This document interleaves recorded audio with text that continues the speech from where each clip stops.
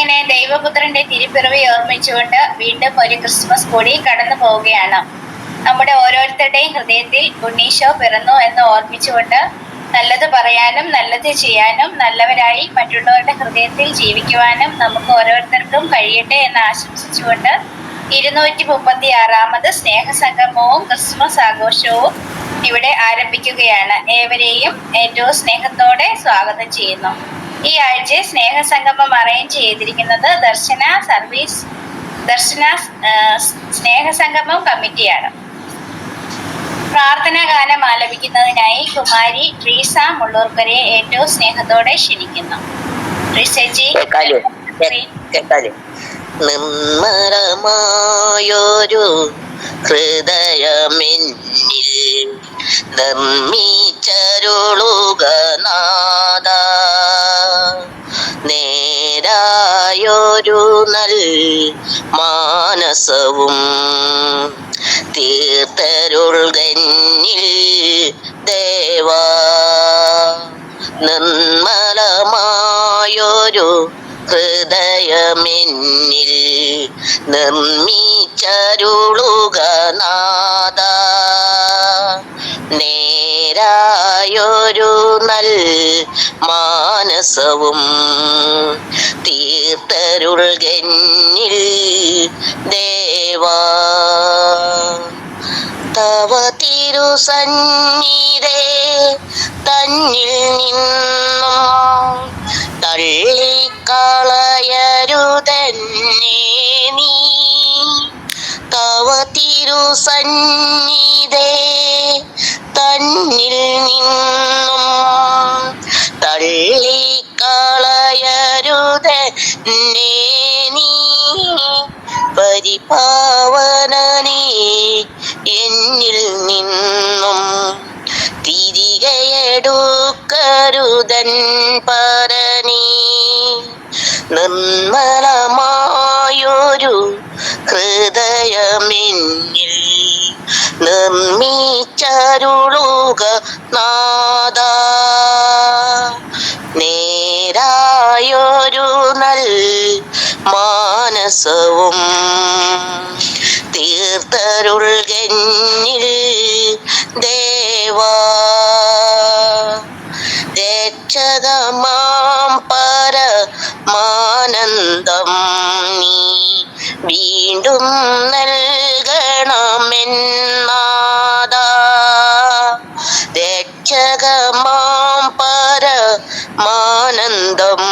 നീ വീണ്ടും നൽകണമെന്നാദ.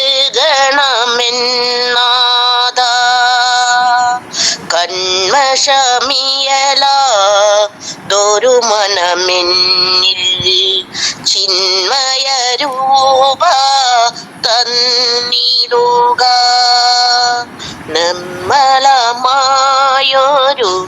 ഹൃദയമെന്നിൽ നിർമ്മിച്ചരുളുക നാദ, നേരായൊരു നൽ മാനസവും തീർത്തരുൾകന്നിൽ ദേവാ.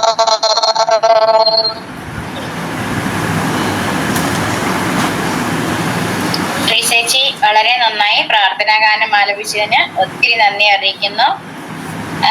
അടുത്തത് സ്വാഗതം ആശംസിക്കുന്നതിനായി കുമാരി രതി ബാലനെ ഏറ്റവും സ്നേഹത്തോടെ ക്ഷണിക്കുന്നു. ചേച്ചി, വെൽക്കം ടു സ്ക്രീൻ. കേൾക്കുന്നുണ്ടോ? കേൾക്കാം. എല്ലാവർക്കും നമസ്കാരം. ദർശന ക്ലബിന്റെ 236ാമത്തെ ഗൂഗിൾ മീറ്റിംഗിൽ സ്വാഗതം പറയുവാൻ ആണ് ഞാൻ ഇവിടെ എത്തിച്ചേർന്നിട്ടുള്ളത്. ആദ്യമായി അധ്യാക്ഷ പ്രസംഗം പറയുവാൻ എത്തിച്ചേർന്നിരിക്കുന്ന ദർശന ക്ലബ് പ്രസിഡന്റും ദർശന സൊസൈറ്റി ഡയറക്ടറുമായ സോൾമൻ അച്ഛനെ ഏറെ സന്തോഷത്തോടുകൂടി സ്വാഗതം ചെയ്യുന്നു. ഉദ്ഘാടനം കർമ്മം ചെയ്യാൻ എത്തിയ സിസ്റ്റർ ബെൻസി തോമസ് സിസ്റ്ററെ ഏറെ സന്തോഷത്തോടുകൂടി സ്വാഗതം ചെയ്യുന്നു. മുഖ്യാതിഥിയായി എത്തിച്ചേർന്ന സോജോ ഓസ്കർ സൂപ്പർ ഹീറോ സാറിനെ ഏറെ സന്തോഷത്തോടുകൂടി സ്വാഗതം ചെയ്യുന്നു. ആശംസകൾ പറയാനെത്തിയ പിയൂസ് കോട്ടപ്പുറം ഏറെ സന്തോഷത്തോടുകൂടി സ്വാഗതം ചെയ്യുന്നു. അവതാരികയായി എത്തിയ സിബിൽ സൈബാസ്റ്റ്യൻ ഏറെ സന്തോഷത്തോടു കൂടി സ്വാഗതം ചെയ്യുന്നു. പ്രാർത്ഥന ഗാനം ചൊല്ലുവാൻ എത്തിയ ട്രീസ മുള്ളുക്കരെ ഏറെ സന്തോഷത്തോടു കൂടി സ്വാഗതം ചെയ്യുന്നു. റിപ്പോർട്ട് വായിക്കാൻ എത്തിച്ചേർന്ന ശ്രീ ജോസ് ചേട്ടനെ ഏറെ സന്തോഷത്തോടു കൂടി സ്വാഗതം ചെയ്യുന്നു. നന്ദി പറയുവാൻ എത്തിയ ശ്രീ വൈൻ കൽപ്പറമ്പിൽ ഏറെ സന്തോഷത്തോടു കൂടി സ്വാഗതം ചെയ്യുന്നു. ദർശന ക്ലബിന്റെ ആയ ശ്രീ സാജു ജോൺ പ്രസിഡന്റിനെ സന്തോഷത്തോടു കൂടി സ്വാഗതം പറയുന്നു. പിന്നെ മീറ്റിംഗിന് എത്തിച്ചേർന്ന എല്ലാ കൂട്ടുകാർക്കും ഒരിക്കൽ കൂടി സ്വാഗതം ചെയ്തുകൊണ്ട് ഞാൻ എൻ്റെ ഇവിടെ വാക്കുകൾ നിർത്തുന്നു. എല്ലാ കൂട്ടുകാർക്കും ന്യൂ ഇയർ ആശംസകൾ. താങ്ക് യു ചേച്ചി. വളരെ ഭംഗിയായിട്ട് എല്ലാവർക്കും സ്വാഗതം ആശംസിച്ചതിന് ഒത്തിരി നന്ദി അറിയിക്കുന്നു. അടുത്തത് റിപ്പോർട്ട് അവതരിപ്പിക്കുന്നതിനും ഗ്രൂപ്പുകളെ പരിചയപ്പെടുത്തുന്നതിനുമായി ശ്രീ KJ ജോസ് പരിധിയെ ഏറ്റവും സ്നേഹത്തോടെ പ്രോഗ്രാമുകളാണ്. കൂടാതെ കാഴ്ച പരിമിതർക്ക് വേണ്ടിയുള്ള ചെസ്സും ഗ്രാമ ടീമും പ്രവർത്തിച്ചു വരുന്നു. ദർശന സ്വിമ്മിംഗ് ടീം കാഴ്ച പരിമിതർക്കും ചലന പരിമിതർക്കും ഉയരം കുറവുള്ളവർക്കും സ്ത്രീ പുരുഷ ഭേദമന്യേ നീന്തൽ പരിശീലനം നൽകുകയും ജില്ലാ സംസ്ഥാന ദേശീയ തലങ്ങളിലേക്ക് മത്സരങ്ങൾക്കായി പ്രാപ്തരാക്കുകയും ചെയ്യുന്നു. ദർശന വീൽചെയർ ബാസ്കറ്റ്ബോൾ ടീം ചലന പരിമിതർക്ക് വേണ്ടി സ്പോർട്സ് വീൽചെയർ ഉപയോഗിച്ചുകൊണ്ട് സ്ത്രീ പുരുഷ ഭേദമന്യേ ബാസ്കറ്റ്ബോൾ പരിശീലിപ്പിക്കുകയും സംസ്ഥാന ദേശീയ തലങ്ങളിലേക്ക് സജ്ജരാക്കുകയും ചെയ്യുന്നു. ഗ്ലോറിയ ഗ്രൂപ്പ് ചലന പരിമിതർക്ക് പാട്ടുകൾ പാടുന്നതിനും മാനസിക ഉല്ലാസത്തിനും ബുദ്ധിവളർച്ചയ്ക്കുമുള്ള കാര്യങ്ങൾ ഈ ഗ്രൂപ്പിലൂടെ നടത്തി വരുന്നു. മത്സരത്തിൽ പങ്കെടുക്കുന്ന വിജയർക്ക് ക്യാഷ് പ്രൈസ് നൽകി വരുന്നു. തിരുഹൃദയ ഗ്രൂപ്പ് ചലന പരിമിതർക്കും കിടപ്പ് രോഗികൾക്കും പ്രാർത്ഥനയുടെ ആശ്വാസം നൽകുന്ന ഗ്രൂപ്പാണ്. പ്രാർത്ഥനയോടൊപ്പം തന്നെ പരസ്പരം വേദനകൾ പങ്കുവയ്ക്കുവാനും സാമ്പത്തികമായി പിന്നോക്കം നിൽക്കുന്നവരെ സഹായിക്കുന്ന ഗ്രൂപ്പാണ്. ദർശന ലിറ്റിൽ ബ്രദർ ഗ്രൂപ്പ് ഉയരം കുറഞ്ഞവർക്ക് വേണ്ടിയുള്ള ഗ്രൂപ്പാണിത്. ഇതിലൂടെ അവരുടെ മാനസിക ശാരീരിക വേദനകൾ പരസ്പരം പങ്കുവയ്ക്കുവാനും കലാകായിക വിദ്യാഭ്യാസ മേഖലയിൽ ശ്രദ്ധ പതിപ്പിക്കാൻ വേണ്ടിയുള്ള ഗ്രൂപ്പാണ്. മാർഗദർശികളുടെ കൂട്ടായ്മ ദർശന ക്ലബിന്റെ ചാനലിലൂടെ മാർഗദർശികൾ എന്ന അഭിമുഖത്തിൽ പങ്കെടുത്ത വ്യക്തികളുടെ കൂട്ടായ്മയാണ്. ഈ അഭിമുഖത്തിൽ കാഴ്ച പരിമിതരും ചലന പരിമിതരും ഉയരം കുറഞ്ഞവരുമായിട്ടുള്ള 439 വ്യക്തികൾ പങ്കെടുക്കുകയുണ്ടായി. അവർ ലേഡി ഓഫ് സോറസ് വിധവകളായി വീട്ടിൽ കഴിയുന്ന വ്യക്തികളുടെ കൂട്ടായ്മയാണ് വ്യാകുല മാതാവിന്റെ കൂട്ടായ്മ. ഈ കൂട്ടായ്മയിലൂടെ അവരുടെ മാനസിക ശാരീരിക ക്ഷമതകൾ പങ്കുവയ്ക്കുവാനും പ്രാർത്ഥനയിലൂടെ ദൈവാനുഗ്രഹം പ്രാപിക്കുന്നതിനും ധൈര്യം സംഭരിക്കാനും പ്രവർത്തിച്ചു വരുന്നു. അതുപോലെ തന്നെ സാമ്പത്തികമായി പിന്നോക്കം നിൽക്കുന്ന വ്യക്തികൾക്കും അവരുടെ മക്കൾക്കും വിദ്യാഭ്യാസത്തിന് വേണ്ടി സാമ്പത്തികമായി സഹായം നൽകുന്നതും ഈ ഗ്രൂപ്പിലുള്ളവർ തയ്യാറാകുന്നു. ദർശന യൂട്യൂബ് ചാനൽ 2020 ഏപ്രിൽ മാസത്തിൽ ആരംഭിച്ച ദർശന ക്ലബ് യൂട്യൂബ് ചാനൽ ഭിന്നശേഷിക്കാരുടെ അഭിമാനമായ ചാനലായി മാറി കഴിഞ്ഞിരിക്കുന്നു. 10,000-ൽ പരം സബ്സ്ക്രൈബേഴ്സ് ഇതിനുണ്ട്. ദർശന ക്ലബ് യൂട്യൂബ് ചാനലിലൂടെ ഭിന്നശേഷിക്കാരുടെ കലാവാസനകൾ പ്രകടമാക്കുന്നതിനും കനവെന്ന പ്രോഗ്രാം, ആത്മീയമായി ഉന്നമനത്തിൽപ്പെട്ട ക്ലാസുകൾ, സമകാലിക വാർത്തകൾ, സ്നേഹസംഗമം തുടങ്ങിയ നിരവധിയായ പ്രവർത്തനങ്ങൾ യൂട്യൂബ് ചാനലിലൂടെ പ്രവർത്തിച്ചു വരുന്നു. വർഷത്തിലൊരിക്കൽ ഇരിങ്ങാലക്കുട ക്രൈസ്റ്റ് കോളേജിൽ വെച്ച് അത്ലറ്റ് മീറ്റും എല്ലാ വിഭാഗത്തിൽപ്പെട്ടവർക്ക് വേണ്ടി വടംവലി മത്സരവും പഞ്ചഗുസ്തി മത്സരവും നടത്തി വരുന്നു. ഭിന്നശേഷിക്കാർക്ക് വേണ്ടി വിനോദയാത്രകളും ഉപജീവനാർത്ഥം സ്വയം തൊഴിലിന് വേണ്ടി പരിശീലനങ്ങളും അവസരങ്ങളും സജ്ജമാക്കുന്നു.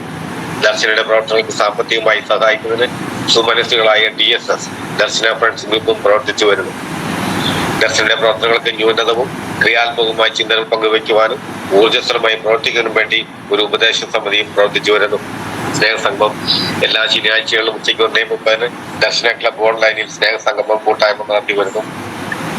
ഈ സ്നേഹസംഗമത്തിൽ പങ്കെടുക്കുന്ന മത നേതാക്കളിലൂടെ ഉദ്ഘാടനം ചെയ്യപ്പെടുന്ന മോട്ടിവേഷൻ ക്ലാസുകളും സർക്കാരിന്റെ വിവിധ ഡിപ്പാർട്ട്മെന്റുകളിൽ വരുന്ന വ്യക്തികളുടെ മുഖ്യ പ്രഭാഷണങ്ങളും ഡിപ്പാർട്ട്മെന്റുകളെ പറ്റി പരിചയപ്പെടുത്തലുകളും സമൂഹത്തിന് മുൻനിരയുള്ള വ്യക്തികളുടെ പ്രസംഗങ്ങളും ഈ പ്രോഗ്രാമിൽ നടത്തി വരുന്നു. സ്നേഹിതഗണമേ, 20/12/2025 ശനിയാഴ്ച ഉച്ചയ്ക്ക് 1:30 ദർശന ക്ലബ് ഡയറക്ടർ ബഹുമാനപ്പെട്ട റവറൻ ഫാദർ സോളമൻ കടമാട്ടുപറമ്പിൽ CMയുടെ അധ്യക്ഷതയിൽ ചേർന്ന 235ാമത് സ്നേഹസംഗമത്തിന്റെ റിപ്പോർട്ട്. ഇന്നത്തെ സ്നേഹസംഗമം നടത്തിയ ദർശന സംഗമം കമ്മിറ്റിയാണ്. അവതരണം കുമാരി ലിജി PV, പ്രാർത്ഥന ശ്രീ സിജോൺ, സ്വാഗതം കുമാരി സിമിൽ സെബാസ്റ്റ്യൻ, ഗ്രൂപ്പുകൾ പരിചയപ്പെടുത്തിയ റിപ്പോർട്ട് അവതരണം ശ്രീ KJ ജോസ് കൊരട്ടി. റിപ്പോർട്ട് യോഗം പാസാക്കി. തുടർന്ന് അധ്യക്ഷനിലേക്ക്. ഇന്നത്തെ എല്ലാ വിശിഷ്ട വ്യക്തികൾക്കും നന്ദിയും സ്വാഗതവും. ഞാൻ തിരുവനന്തപുരത്താണ്. ചന്ദ്രശേഖർ സ്റ്റേഡിയത്തിൽ 45 കുട്ടികൾ കളികളിൽ പങ്കെടുത്തുകൊണ്ടിരിക്കുന്നു. നാളെ ബാഡ്മിന്റൺ ഉണ്ട്. ഇത്രയും കുട്ടികൾ പങ്കെടുപ്പിക്കാൻ സാധിച്ചത് വളരെ സന്തോഷം. 3-ാം തീയതി ചെന്നൈയിൽ ID കുട്ടികൾ പോകുന്നു. തൃശ്ശൂർ രൂപതാ തലത്തിൽ ഭിന്നശേഷി സംഗമം നടക്കുന്നു. ഭിന്നശേഷിയായിരിക്കുന്ന സോളമൻ ക്ഷണിച്ചില്ല എന്നത് വേദനാജനകമാണ്. എല്ലാവർക്കും നന്മകൾ നേർന്നുകൊണ്ട് നിർത്തുന്നു. ഉദ്ഘാടനം ചെയ്തത് reverend father doctor Jobin George അഞ്ചുപങ്കിൽ MI, സെന്റ് കാമിലിയൻ സഭാ വിഭാഗം. 2011 ഡിസംബർ പൗരോഹിത്യം, 2014 MBBS, 2022 PG. Thrissur jubilee mission medical കോളേജിൽ കമ്മ്യൂണിറ്റി മെഡിസിൻ വിഭാഗത്തിൽ സീനിയർ റെസിഡൻസ് ആയി ജോലി ചെയ്യുന്നു. അച്ഛനും DUസും വഴിയാണ് ഗ്രൂപ്പിനെ പറ്റി അറിഞ്ഞതും വന്നതും. റിപ്പോർട്ട് കേട്ടപ്പോൾ വളരെ സന്തോഷം, അത്ഭുതവും തോന്നി. പുരോഹിതനായ ശേഷം അധികാരികൾ എന്നെ ഡോക്ടറേറ്റ് പഠിപ്പിച്ചു. ജനങ്ങളിൽ രോഗം വരാതിരിക്കാൻ പറഞ്ഞ് മനസ്സിലാക്കുക. നിങ്ങളോടൊപ്പം ആയിരിക്കാൻ സാധിച്ചതിന് നന്ദി. സോളമത്തിന്റെ പ്രവർത്തനങ്ങൾ അഭിനന്ദനാർഹമാണ്. ആശംസകൾ നേർന്നുകൊണ്ട് യോഗം ഉദ്ഘാടനം ചെയ്യുന്നു. അവർ ലേഡി ഓഫ് സോറോസ് ഗ്രൂപ്പ് നടത്തിയ എന്റെ അമ്മ പ്രസംഗ മത്സര VUC വിജയികൾ. First Liji PV, second CB Varghese, third Mariamma Joseph. പങ്കെടുത്തവർക്കും വിജയികൾക്കും അഭിനന്ദനങ്ങളും ആശംസകളും. മേഗി സൈമൺ, സിജോൺ ഗാനാലാപനം നടത്തി. മുഖ്യ അതിഥിയായി വന്നത് തൃശ്ശൂർ മോട്ടോർ വാഹന വകുപ്പ് RTO റോഡ് ട്രാൻസ്പോർട്ട് ഓഫീസറാണ്. 18 വയസ്സ് മുതലാണ് ലൈസൻസ് കൊടുക്കുക. ലേണേഴ്സിന് 30 ചോദ്യങ്ങൾ ഉണ്ടാകും. ആപ്പിലൂടെ ഡൗൺലോഡ് ചെയ്ത് പഠിച്ചാൽ വളരെ എളുപ്പമാണ്. ലേണേഴ്സ് പാസ്സായാൽ 30 ദിവസം കഴിഞ്ഞ് ടെസ്റ്റ് നടത്താൻ പറ്റും. എല്ലാവരും സംശയങ്ങൾ ചോദിച്ചു, മറുപടിയും തന്നു. എല്ലാവർക്കും അഭിനന്ദനങ്ങൾ. ആശംസ പറഞ്ഞത് ഗ്ലോറിയ ഗ്രൂപ്പ് അംഗം കുമാരി റീന വടകരയാണ്. ഞങ്ങൾ 3 മക്കളാണ്. അനിയൻ മരിച്ചു, അനിയത്തി വിവാഹിതയാണ്. ഞാൻ 8 വയസ്സിൽ പനി ബാധിച്ച് തളർന്നതാണ്. സിബിയും ലില്ലി ചേച്ചിയും വഴിയാണ് ഗ്രൂപ്പിൽ വന്നത്. ഗ്രൂപ്പിൽ വന്നതിന് ശേഷം വളരെ പരിപാടിയിൽ പങ്കെടുക്കാൻ സാധിച്ചു. വളരെ സന്തോഷം. അച്ഛൻ മരിച്ച് 20 വർഷമായി. ഞാൻ അമ്മയും ഒറ്റയ്ക്കാണ് താമസിക്കുന്നത്. എന്നെ വിളിച്ചതിന് നന്ദി പറഞ്ഞുകൊണ്ട് നിൽക്കുന്നു. ആശംസ പറഞ്ഞത് രാമകൃഷ്ണൻ മാഷാണ്. ഞാൻ രാമകൃഷ്ണൻ മാഷ എരുമപ്പെട്ടി. ഞാൻ ഗ്രൂപ്പിൽ അംഗമാണ്. ഞാൻ ബാംഗ്ലൂരിൽ മകളുടെ കൂടെ താമസിക്കുന്നു. സോളമൻസെ വിളിക്കുകയും ഉപകാരങ്ങൾ ചെയ്തു തരികയും ചെയ്യുന്നു. ഒരുപാട് നന്ദിയുണ്ട്. എന്നെ ഗ്രൂപ്പിലെ പലർക്കും അറിയാം. ഒരുപാട് നന്ദി. എല്ലാവർക്കും ഒരു നല്ല ദിവസം നേർന്നുകൊണ്ട് നിർത്തുന്നു. ക്രിസ്മസ് ആശംസകൾ. യോഗ അവസാനം നന്ദി പറഞ്ഞത് PRO പീയൂഷ് കോട്ടപ്പുറം. യോഗം അവസാനിച്ചു. റിപ്പോർട്ട് അംഗീകാരത്തിനായി യോഗ സമക്ഷം സമർപ്പിക്കുന്നു. റിപ്പോർട്ട് പാസ്സാക്കുമല്ലേ? അച്ഛൻ വന്നോ വീസേട്ടാ? ഇല്ല, കണ്ടിട്ടില്ല. റിപ്പോർട്ട് പാസ്സാക്കാൻ നമുക്ക് കുഴപ്പമില്ല. മുഖ്യ അതിഥിയായിട്ട് എത്തിയിരിക്കുന്നത് കേരള സർക്കാർ സഹകരണ department arbitrator senior inspector Shri Saijo Oscar. Super hero സാറിനെ ഏറ്റവും സ്നേഹത്തോടെ ക്ഷണിക്കുന്നു. ഓക്കെ, നമസ്കാരം. എന്തായാലും ഈ ഒരു പ്രോഗ്രാമിലേക്ക് എന്നെ വിളിച്ചതിൽ വളരെ നന്ദി. ഞാൻ സഹകരണ ഡിപ്പാർട്ട്മെന്റിലെ സീനിയർ കോപ്പറേറ്റീവ് ഇൻസ്പെക്ടർ ആർബിട്രേറ്റർ എന്ന് പറയുന്ന ഒരു റാങ്കിലുള്ള ഉദ്യോഗസ്ഥനാണ്. ഞാൻ ഒരു വീട് പാവർട്ടിയാണ്. ചാവക്കാട് പാവർട്ടി ഇടവക ഏരിയയിൽപ്പെടുന്ന ഒരാളാണ്. ഞാൻ ഒരു അസുഖം, ഞാനിപ്പോ ഡിപ്പാർട്ട്മെന്റിനെ പറ്റിയിട്ടാണോ സംസാരിക്കേണ്ടത്, ഞാൻ എങ്ങനെ ഭിന്നശേഷി വിഭാഗത്തിലെത്തി, കുറച്ച് കാര്യങ്ങളൊക്കെ ഉൾപ്പെടുത്തിയിട്ട് ഞാൻ സംസാരിക്കാം. ഞാനൊരു 17 വയസ്സിലാണ് എനിക്കൊരു മുട്ടുവേദന വന്നത്. അപ്പൊ എനിക്ക് ഭിന്നശേഷിക്കാർക്ക് എന്റെ വിചാരം കുറെ ആനുകൂല്യങ്ങളൊക്കെ കിട്ടുന്ന ഒരു ആൾക്കാരാണല്ലോ. അപ്പോ അവരുടെ കാര്യമൊക്കെ ഭയങ്കര സുഖാണെന്നും ഭയങ്കരമായ ആരോഗ്യം, ഞാൻ വാർപ്പണിക്കൊക്കെ പോയിരുന്ന ആളാണ്. അപ്പൊ ആരോഗ്യപരമായിട്ട് ഏബിൾഡ് ആയ ഒരു മനുഷ്യനായിരുന്നു. അപ്പൊ ഞാൻ ഭിന്നശേഷിക്കാരെ കണ്ടിരുന്ന രീതി വേറെയായിരുന്നു. ഞാൻ ഭിന്നശേഷിക്കാരനായതിനു ശേഷം ഞാൻ കാണുന്ന രീതിയും വേറെയാണ്. അതായത് എത്രമാത്രം ദുരിതങ്ങളിലൂടെ കടന്നു പോകുന്ന ഒരു വ്യക്തികളാണ് ഭിന്നശേഷി എന്നുള്ളത് ഞാൻ ഭയങ്കരമായിട്ട് നേരിട്ടറിഞ്ഞു. അപ്പൊ എനിക്ക് ഇപ്പൊ 38 വയസ്സാണ് ആവുന്നത്. എന്റെ വലതുഭാഗം മുഴുവൻ തളർന്നു പോയി. അതായത് നട്ടലിന്റെ ഡിസ്കുകളെ ബാധിക്കുന്ന. അപ്പൊ ഞാൻ ഇരിക്കുമ്പോ നിങ്ങൾക്ക് യാതൊരു കുഴപ്പമൊന്നും കാണില്ല. ഞാൻ പറയുന്നത് കേൾക്കുന്നുണ്ടല്ലോ അല്ലേ? കേൾക്കുന്നുണ്ട്. ഓക്കെ. എന്താ വെച്ചെങ്കില് ഓഡിയോ എനിക്ക് കേൾക്കാത്തതുകൊണ്ടാണ്. അപ്പോ ഒരു മുട്ടുവേദന വന്നു, രണ്ട് മുട്ടുമുലയ്ക്ക് വന്നു. അങ്ങനെ നട്ടലിന്റെ ഡിസ്കുകൾ ദ്രവിച്ചു പോകുന്ന ഒരു അസുഖമാണ് വന്നത്. അതായത് സ്വന്തം വീട്ടിൽ വളർത്തുന്ന നായ യജമാനെ കടിക്കുന്ന, സ്വന്തം പ്രതിരോധാവസ്ഥ ഈ നമ്മളുടെ ശരീരത്തിൽ തന്നെ ആക്രമിക്കുന്ന ഒരു അസുഖമാണ്. അപ്പൊ ഈ അസുഖം 15 വയസ്സ് മുതൽ 30 വയസ്സ് വരെയുള്ള യുവതി യുവാക്കളെയാണ് കൂടുതൽ.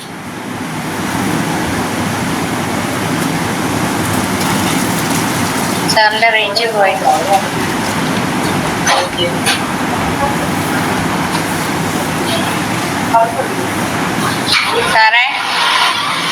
സാറ് ലെഫ്റ്റ് ആയതുകൊണ്ട് ഇപ്പൊ വരും. നെറ്റിൽ എന്തെങ്കിലും ബുദ്ധിമുട്ടായതാവും. കേറിക്കോളും. വെയിറ്റ് ചെയ്യാം. സാറ് കയറി.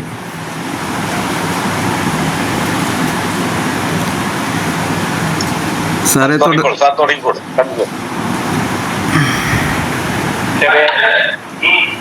ഇവിടെ ഒരു മുഖ്യമന്ത്രിയുടെ ഒരു പരിപാടി ഉണ്ട് ഇവിടെ. അപ്പൊ അതിൻ്റെതായിട്ടുള്ള 29-ാം തീയതി ഇവിടെ മുഖ്യമന്ത്രി ഉദ്ഘാടനം ചെയ്യാൻ വരികയാണ്. അപ്പൊ അതിന്റെ ഒരു ചുമതല എനിക്കുണ്ട്. അപ്പൊ ഞാൻ ഓഫീസിലല്ല, ഞാന് ഇവിടെ വേറൊരു ഓഫീസില് അതിന്റെ മുഖ്യമന്ത്രി ഉദ്ഘാടനം ചെയ്യുന്ന കാര്യങ്ങളൊക്കെ ശരിയാക്കാനായിട്ട് വന്നിട്ടുള്ളത്. അപ്പൊ അതിൻ്റെതായ ഒരു ഡിസ്റ്റർബൻസ് ഉണ്ട്, ക്ഷമിക്കണം.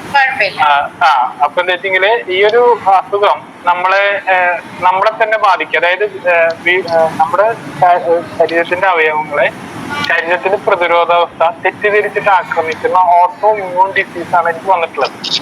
15 വയസ്സ് മുതൽ 30 വയസ്സ് വരെയുള്ള യുവതിവാക്കളെയാണ് ബാധിക്കുന്നത്. അപ്പൊ ഇതിന്റെ എന്താ പ്രശ്നം എന്ന് പറഞ്ഞാല്, അവൻ ജീവിതത്തിന്റെ എന്തെങ്കിലും ഒരു ഘട്ടത്തിൽ ആവേണ്ട സമയത്താണ് ഈ അസുഖം വരുന്നത്.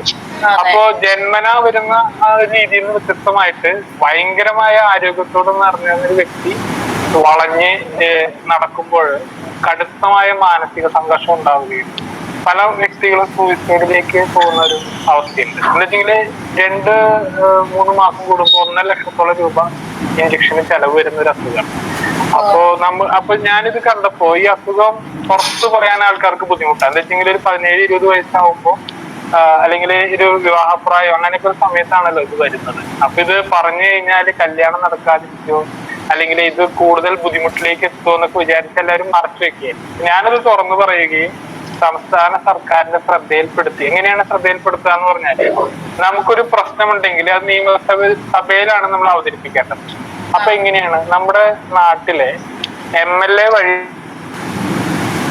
ഹലോ, കേൾക്കാം. അപ്പോ ഞാന് അത് MLA-യുടെ ശ്രദ്ധയിൽപ്പെടുത്തുകയും MLA അത് നിയമസഭാ സബ്മിഷൻ വെക്കുകയാണ് ചെയ്തത്. അപ്പോ നിയമസഭാ സബ്മിഷൻ വെക്കുമ്പോ നമുക്ക് നേരിട്ടിട്ട് ഉത്തരം തരാനായിട്ട് MLA അല്ലെങ്കിൽ മന്ത്രി അവിടെ റെഡി ആയിരിക്കണം. അപ്പോ ഞങ്ങളുടെ അസുഖക്കാർക്കൊക്കെ സൗജന്യമായിട്ട് ഇഞ്ചക്ഷൻ തരാനായിട്ട് സർക്കാർ ഉത്തരവിടുണ്ടായി 2018. അപ്പൊ അതിന്റെ ഭാഗമായിട്ട് നമ്മളത് ഫോളോ അപ്പ് ചെയ്തു. ഇപ്പൊ BPL താഴെയുള്ളവർക്കൊക്കെ സൗജന്യ ഇഞ്ചക്ഷൻ ലഭ്യമായി. അപ്പൊ നമുക്ക് ഒരു എന്ത് പ്രശ്നം ഉണ്ടെങ്കിലും നമ്മളുടെ ഒരു ഏറ്റവും വലിയ അവകാശമാണ് നിയമസഭയിൽ അത് ഉന്നയിക്കുക എന്നുള്ളത്. ഇപ്പൊ ഈ ദർശന സംഘം ഭയങ്കരമായിട്ട് മുന്നോട്ട് പോയിക്കൊണ്ടിരിക്കുകയാണ്. ഞാൻ 2012 ഒരു ഭിന്നശേഷിക്കാർക്ക് വേണ്ടി ഒരു സംഘടന തുടങ്ങിയിട്ടാണ്. ഓളിസ്വെൽ എന്നാണ് ആ സംഘടനയുടെ പേര്. അപ്പൊ ഭിന്നശേഷിക്കാർക്ക് അറിയേണ്ടതായിട്ടുള്ള സൗജന്യമായിട്ടുള്ള അറിഞ്ഞിരിക്കേണ്ട 51 ചോദ്യോത്തരങ്ങളും 11 അപേക്ഷാ ഫോമും ഉൾപ്പെടുത്തി സൗജന്യമായിട്ട് ആണ് ഞാൻ ആ പുസ്തകം പുറത്തിറക്കിയത്. അത് ഇപ്പോഴും ഞാനത് എല്ലാ വർഷവും അതിങ്ങനെ കണ്ടിന്യൂസ് ആയിട്ട് ചെയ്യുന്നുണ്ട്. അപ്പൊ ഞാൻ എന്റെ ജോലി ആർബിട്രേറ്റർ എന്ന് പറഞ്ഞല്ലോ. എന്താണ് ജോലി എന്ന് പറഞ്ഞാല്, സഹകരണ ബാങ്കിൽ നിന്ന് ലോൺ എടുത്തിട്ട് അടയ്ക്കാതെ ആകുമ്പോ ഒരു പ്രതികളായിട്ട് മാറും. സിവിൽ കേസ് വെച്ച് പ്രതിയായിട്ട് മാറും. അപ്പൊ ബാങ്ക് കേസ് കൊടുക്കുമ്പോൾ നമ്മൾ വാദിയെ പ്രതിയെയും വിളിക്കുകയും നമ്മള് ജഡ്ജിയായിട്ട് അവിടെ ഇരുന്നിട്ട് നമുക്ക് ഇതിന്റെ വസ്തുതകൾ പരിശോധിച്ച് അവരുടെ വീടും സ്ഥലം കണ്ടുകെട്ടാനായിട്ട് ഉത്തരവിടാണ് നമ്മുടെ ഒരു പണി. അതില് എന്താ വെച്ചാൽ ജപ്തി ചെയ്യാന്നൊക്കെ നിങ്ങള് TV-യിലൊക്കെ ഉണ്ടാവും, പക്ഷെ നമ്മളത് ചെയ്യുന്ന ആളാണ്. അപ്പൊ ഇതിനെന്താ അപകടം എന്ന് പറഞ്ഞാല്, നമ്മൾക്ക് സഹകരണ ബാങ്കുകൾ നമ്മുടെ വീടിന്റെ അടുത്തൊക്കെ ഉണ്ട്. ഈ ബാങ്ക് ഇങ്ങനെ പ്രവർത്തിക്കണേന്ന് പറഞ്ഞാൽ അവിടുത്തെ ആൾക്കാരുടെ പണം വാങ്ങിയിട്ട് അവിടുത്തെ ആൾക്കാർക്ക് തന്നെയാണ് കൊടുക്കുന്നത്. അപ്പൊ അതില് രാഷ്ട്രീയപരമായിട്ടുള്ള പല പ്രശ്നങ്ങളുണ്ട്. പക്ഷെ അതിന്റെ പ്രധാന പ്രശ്നം എന്താ വെച്ചെങ്കിൽ ഈ നിക്ഷേപകന് പൈസ തിരിച്ചു കൊടുക്കണമെങ്കിൽ ഈ വായ്പ എടുത്ത ആൾക്കാർ തിരിച്ചടച്ചെങ്കിൽ മാത്രമേ അവർക്ക് പൈസ തിരിച്ചു കൊടുക്കാൻ പറ്റുള്ളൂ. അപ്പൊ കാലത്ത് നമുക്ക് വിവാഹത്തിനായിട്ട് പൈസ കിട്ടുന്നില്ല ബാങ്കിൽ നിന്ന് പറഞ്ഞിട്ട് ഞങ്ങൾ ഡിപ്പാർട്ട്മെന്റിൽ അവര് വന്ന് പ്രശ്നം ഉണ്ടാക്കും. അപ്പൊ ഞങ്ങള് ജപ്തി ചെയ്യാനായിട്ട് ഇറങ്ങുമ്പോഴും അവരും തൂങ്ങിച്ചാവാനായിട്ട് നിൽക്കുക. ഭയങ്കരമായിട്ടുള്ള മനുഷ്യന്മാരുടെ നിസ്സഹായതയും മാനസിക സംഘർഷങ്ങളൊക്കെ നമ്മൾ നേരിട്ട് കാണുന്നുണ്ട്. അപ്പൊ ഞാൻ ഈ സൈക്കോളജി, ഞാനിപ്പോ സോളമൻ അച്ഛനായിട്ട് സംസാരിച്ചപ്പോ ഞാനൊരു കൗൺസിലിംഗ് സൈക്കോളജിസ്റ്റ് ആണ്. അപ്പൊ നമുക്കത് ആ വ്യക്തികളെ മാനസികമായി തളർന്ന വ്യക്തികളെ നമുക്ക് ഉയർത്തെഴുന്നേൽപ്പിക്കാനായിട്ട് സാധിക്കും. അവരെ നമുക്ക് എങ്ങനെ പൈസ അടയ്ക്കാനുള്ള ഒരു വഴികൾ കണ്ടെത്താനൊക്കെ സാധിക്കുന്ന ഒരു മേഖലയാണ്. ഞാൻ പറഞ്ഞു വന്നത്, നമുക്ക് ഈ കൗൺസിലിംഗ് സൈക്കോളജി എന്ന് പറഞ്ഞിട്ട് സർക്കാരിന്റെ ഒരു കോഴ്സ് ഉണ്ട്. SRC ആണ് നടത്തുന്നത്. കേരള സർക്കാർ ജനറൽ എഡ്യൂക്കേഷൻ ഡിപ്പാർട്ട്മെന്റ് ആണ് ചെയ്യുന്നത്. അച്ഛനോട് ഞാൻ ആ വിഷയം സംസാരിച്ചിട്ടുണ്ട്. താല്പര്യമുള്ളവർക്ക്, പ്രത്യേകിച്ച് ഭിന്നശേഷിക്കാർക്ക് ഒരു കൗൺസിലിംഗ് സൈക്കോളജിസ്റ്റ് എന്ന് പറഞ്ഞിട്ട് ഇരിക്കാൻ പറ്റുന്ന, അതിന് കുറെ ആൾക്കാർ നിങ്ങളോട് വന്ന് വേദനകൾ പറയും. നിങ്ങളത് കേട്ടിട്ട് അവർക്ക് ഭയങ്കരമായ രീതിയിൽ നിങ്ങൾക്ക് സഹായിക്കാൻ പറ്റും. അപ്പോൾ ഭിന്നശേഷിക്കാർക്ക് പറ്റുന്ന ഏറ്റവും നല്ലൊരു മേഖലയായിട്ട് എനിക്ക് കൗൺസിലിംഗ് സൈക്കോളജിസ്റ്റ്, അതിന്റെ കോഴ്സിന്റെ വിവരങ്ങൾ ഞാൻ അച്ഛനോട് പറഞ്ഞിട്ടുണ്ട്. അപ്പൊ നമ്മുടെ വിദ്യാഭ്യാസ യോഗ്യതയൊക്കെ വേണമായിരുന്നു. 10ാം ക്ലാസ് മതി, വെറും 10ാം ക്ലാസ് മതി. വെറും 10ാം ക്ലാസ് ഉണ്ടെങ്കിൽ, ഇനി 10ാം ക്ലാസ് ഇല്ലെങ്കിൽ നമുക്കത് 10ാം ക്ലാസ് എന്ന് പറഞ്ഞാലും ഞങ്ങളെ സംബന്ധിച്ച് അതും ഇല്ലാത്തവരുണ്ട്. നമുക്കൊരു കാര്യം ചെയ്യാം. 10ാം ക്ലാസ് നേടിയെടുക്കാൻ ഇപ്പൊ നൂതനമായ വഴികളുണ്ട്. നമുക്ക് എല്ലാ പഞ്ചായത്തുകളും സാക്ഷരതാ പ്രേരകന്മാരുണ്ട്. അപ്പൊ പണ്ടത്തെ പോലെ നമുക്ക് ഭയങ്കരമായ ബുദ്ധിമുട്ടില്ലാണ്ട് തന്നെ എളുപ്പത്തിൽ അത് പാസ്സാക്കാനുള്ള സംവിധാനം നമുക്കുണ്ട്. അപ്പൊ താല്പര്യമുള്ള ആൾക്കാരുണ്ടെങ്കിൽ 10ാം ക്ലാസ് എഴുതുകയും അവിടുത്തെ പഞ്ചായത്തായിട്ടാണ് ബന്ധപ്പെടുന്നത്. പഞ്ചായത്തില് നമുക്കൊരു സംവിധാനം ചെയ്തു തരാൻ പറ്റും. അപ്പോ നമുക്ക് 10ാം ക്ലാസ് നേടിയെടുക്കാനായിട്ടുള്ള സംവിധാനം ഒരുക്കാം. അത് ഭയങ്കര സിമ്പിൾ. നമ്മൾ പണ്ട് പഠിച്ചിരുന്ന രീതിയിൽ വളരെ കൃത്യമായിട്ട് ഉള്ള സിലബസ് ആണ് തയ്യാറാക്കിയിട്ടുള്ളത്. അപ്പോ അത് 10ാം ക്ലാസ് എഴുതിയെടുക്കാനായിട്ട് സാധിക്കും. പിന്നെ യോഗ, അതായത് ഇപ്പൊ ഇപ്പൊ നമ്മൾ ഭിന്നശേഷിക്കാർക്കുള്ള പ്രശ്നം എന്ന് പറഞ്ഞാൽ മൂവ്മെന്റ് ഭയങ്കര കുറവാണ്. അപ്പോ ഈ ചലനം, നമുക്ക് ചലിച്ചുകൊണ്ടിരിക്കുമ്പോൾ മാനസിക സംഘർഷങ്ങൾ കുറയും. പക്ഷെ ചലനം കുറവുണ്ടാവുമ്പോൾ നമുക്ക് മാനസിക സംഘർഷങ്ങൾ കൂടും. അപ്പൊ എന്താ സാധാരണ ഇപ്പൊ ഞാൻ നന്നായി ചലിക്കുന്ന ആളാണ് എന്റെ ഒരു, പക്ഷെ കൂടുതൽ ചലിക്കാൻ പറ്റാത്തൊരവസ്ഥയിലാണല്ലോ പൊതുവെ ഭിന്നശേഷിക്കാരുണ്ടായിരിക്കാം. അപ്പൊ അവർക്ക് പറ്റുന്ന രീതിയിലുള്ള യോഗ നമുക്ക് ചെയ്യാം. അതായത് യോഗ എന്ന് പറഞ്ഞാൽ എന്തുകൊണ്ടാണ് നമ്മുടെ മാനസിക സംഘർഷങ്ങൾ കൂടാനുള്ള ഒരു കാരണം നമ്മൾ വേണ്ട രീതിയിൽ കായികപരമായിട്ട് പ്രവർത്തിക്കാറില്ല. അപ്പോ 2 ലക്ഷം വർഷം വരെ നമ്മള് കാട്ടിലായിരുന്നു. അതായത് കാട്ടിലെ ഹോമോസാപ്പിയൻസ് എന്ന് പറയുന്ന ഒരു വിഭാഗത്തിലാണ് നമ്മൾ പെടുന്നത്. ആ 2 ലക്ഷം വർഷം നമ്മൾ വെറും 10,000 വർഷമായിട്ടുള്ളൂ നമ്മള് കാട്ടിൽ നിന്ന് പുറത്തിറങ്ങിയിട്ട്. കാട്ടിൽ നിന്ന് പുറത്തിറങ്ങി നമ്മൾ നിരന്തരം ഊർജിച്ചിട്ട് കൃഷി കണ്ടുപിടിച്ചതിന് ശേഷമാണ് നമ്മളൊരു സ്ഥലത്ത് സ്റ്റിക്ക് ഓൺ ചെയ്ത് തുടങ്ങിയത്. അപ്പൊ എത്രയോ കാലം നമ്മൾ വേട്ടയാടി നടന്നിരുന്ന ആള് ഇപ്പോ കോട്ടും സൂട്ടൊക്കെ അണിഞ്ഞ് അല്ലെങ്കിൽ വെറുതെ ഒരു ചേർന്ന് ഇരിക്കേണ്ട ഒരു സാഹചര്യം വരുമ്പോ അവനിലുള്ള ജൈവികമായിട്ടുള്ള പല പ്രശ്നങ്ങളും അവര് ഉയർത്തെഴുന്നേക്കും. അപ്പൊ എന്തിനാണ് ഇത്രയും നല്ല റോക്കറ്റുകളും മറ്റേ സ്കൂട്ടറുകളും ഇലക്ട്രിക് മോട്ടോറുകളൊക്കെ ഉള്ളപ്പോ നമ്മൾ എന്തിനാ ഉസൈൻ ബോൾട്ട് ഓടുന്നതിന് കൈയടിക്കുന്നതെന്ന് ചിന്തിച്ചിട്ടുണ്ട്. എന്തിനാണ് ആൾക്കാർ ഇപ്പോഴും കുന്തം പിടിച്ച് ജാവലിൻ ത്രോ, നമ്മുടെ ബാഡ്മിന്റൺ കുറെ ആൾക്കാർക്ക് ഗോൾഡ് മെഡൽ കിട്ടി, ഷോർട്ട് പുട്ട് എടുത്ത് എറിയുന്നു, അല്ലെങ്കിൽ കായികപരമായിട്ടുള്ള കാര്യങ്ങൾ ചെയ്യുന്നു, കലാപരമായിട്ടുള്ള കാര്യങ്ങൾ ചെയ്യുന്നു. എന്താണ് ഇതിന് കാരണം? മനുഷ്യൻ എന്ന് പറഞ്ഞാല് ഈ പല ജൈവികമായ കാര്യങ്ങൾ അവന്റെ വന്യതേനെ പരിപൂർണമായിട്ട് കുറെ ഒഴിവാക്കിയിട്ട് അവനെ കുറേയും കൂടി സംസ്കരിച്ചേക്കാണ്. ഈ സംസ്കരണം എന്ന് പറഞ്ഞാൽ 2 രീതിയിൽ കാണാം. ഒന്ന്, അതിന് കൂടുതൽ ഇപ്പൊ ഞാൻ നിങ്ങളോട് സംസാരിക്കുന്നത് കുറെ കൂടി സംസ്കരിച്ച ഭാഷയിലായിരിക്കും. അതായത് അല്ലെങ്കിൽ സംസ്കരണം എന്നുള്ള മറ്റൊരു തലമുണ്ട്, എല്ലാം കൂടിച്ചേർന്നതുകൊണ്ട് അല്ലെങ്കിൽ വേർതിരിച്ചതുകൊണ്ട്. ഞാനിവിടെ പറയുന്നത് വേർതിരിച്ചെന്നുള്ളൊരു കാര്യം. അപ്പൊ നമുക്ക് കൂടുതൽ സംസ്കരിക്കപ്പെടുന്നതിന്റെ ഭാഗമായിട്ട് നമ്മൾ കുറേയും കൂടി കായികപരമായിട്ടുള്ള മേഖലകളിൽ ഭയങ്കരമായ ഷോർട്ടേജ് വരുമ്പോൾ അവിടെ നമുക്ക് മാനസിക സംഘർഷങ്ങൾ കൂടാനുള്ള സാധ്യത കൂടുതലാണ്. അപ്പൊ അവിടെയാണ് നമുക്ക് യോഗ. ഇപ്പൊ നമ്മൾ വിചാരിക്കും ഭയങ്കരമായിട്ട് എല്ലാ കൈകാലുള്ളവർക്ക് മാത്രമാണ് യോഗ പറ്റുക. അങ്ങനെയല്ല. യോഗ നമ്മുടെ ശരീരങ്ങളെ ന്യൂറോപ്ലാസ്റ്റിറ്റി എന്നാണ് അതിന് പറയാ. അതായത് തലച്ചോറ് എപ്പോഴും, ഞാൻ വലങ്കൈനായിരുന്നു, ഞാൻ കൈകൊണ്ട് മാറ്റി, ഇപ്പൊ ഞാൻ ഇടത് കൈ കൊണ്ടാണ് എല്ലാം ചെയ്യുന്നത്. അപ്പൊ അത് സാധ്യമാണോ എന്നൊരു ചോദ്യം ഉണ്ട്. അപ്പൊ ഞാൻ എന്റെ ഓഫീസിൽ ഒരു ചേച്ചിക്ക് വലത് കൈന്റെ അവിടെ ഒരു ഓപ്പറേഷൻ ചെയ്തു. അപ്പൊ ആ ചേച്ചി ഒരാഴ്ച 2 ആഴ്ച കരഞ്ഞു. പിന്നെ ഇടത് കൈ കൊണ്ട് ആളെ ഇട്ടു. അല്ലെങ്കിൽ TJ ജോസഫ് എന്ന് പറയുന്ന ഒരു സാറുണ്ട്, ഒരു കൈവിട്ട് കേസിലൊക്കെ പത്രത്തിലുണ്ടാവും, ന്യൂമാൻ കോളേജിൽ. അപ്പൊ അദ്ദേഹത്തിന്റെ കൈകള് അക്രമികൾ വെട്ടി. പക്ഷെ അയാള് ഇടത്ത് കൈ കൊണ്ട് എഴുതി ശീലിച്ച് ആളൊരു പുസ്തകം പുറത്തിറക്കി. അതായത് ഞാൻ ഇവിടെ പറഞ്ഞത് ന്യൂറോ പ്ലാസ്റ്റിറ്റി പറ്റിയിട്ടാണ്. നമ്മുടെ തലച്ചോറ് പ്ലാസ്റ്റിക് പോലെയാണ്. അപ്പൊ ഞാൻ അച്ഛനെ കാണുമ്പോൾ ഞാൻ 1500 മീറ്ററിലാണ് ഓടിയിരുന്നത് പാരാത്ലറ്റിലെ. തീരെ നടക്കാൻ പറ്റാത്ത അവസ്ഥയാണ്. ഞാൻ 2007 40% വൈകല്യം, 2011 60%, 2018 75% വൈകല്യം എനിക്കുണ്ട്. അപ്പൊ ആ വൈകല്യമുള്ള ഞാന് വടി ഉപയോഗിച്ച് നടന്നിരുന്ന ആളിപ്പോ ഞാൻ മാരത്തോൺ ഓടും, 10 കിലോമീറ്റർ ഞാൻ ഓടും. എനിക്കിപ്പോ പല പ്രൈസുകളും കിട്ടുന്നുണ്ട്. എനിക്ക് ഞാൻ അത്രയും വളഞ്ഞു പോയി നിവർന്ന് നിൽക്കാൻ പറ്റാത്ത ആളാണ്.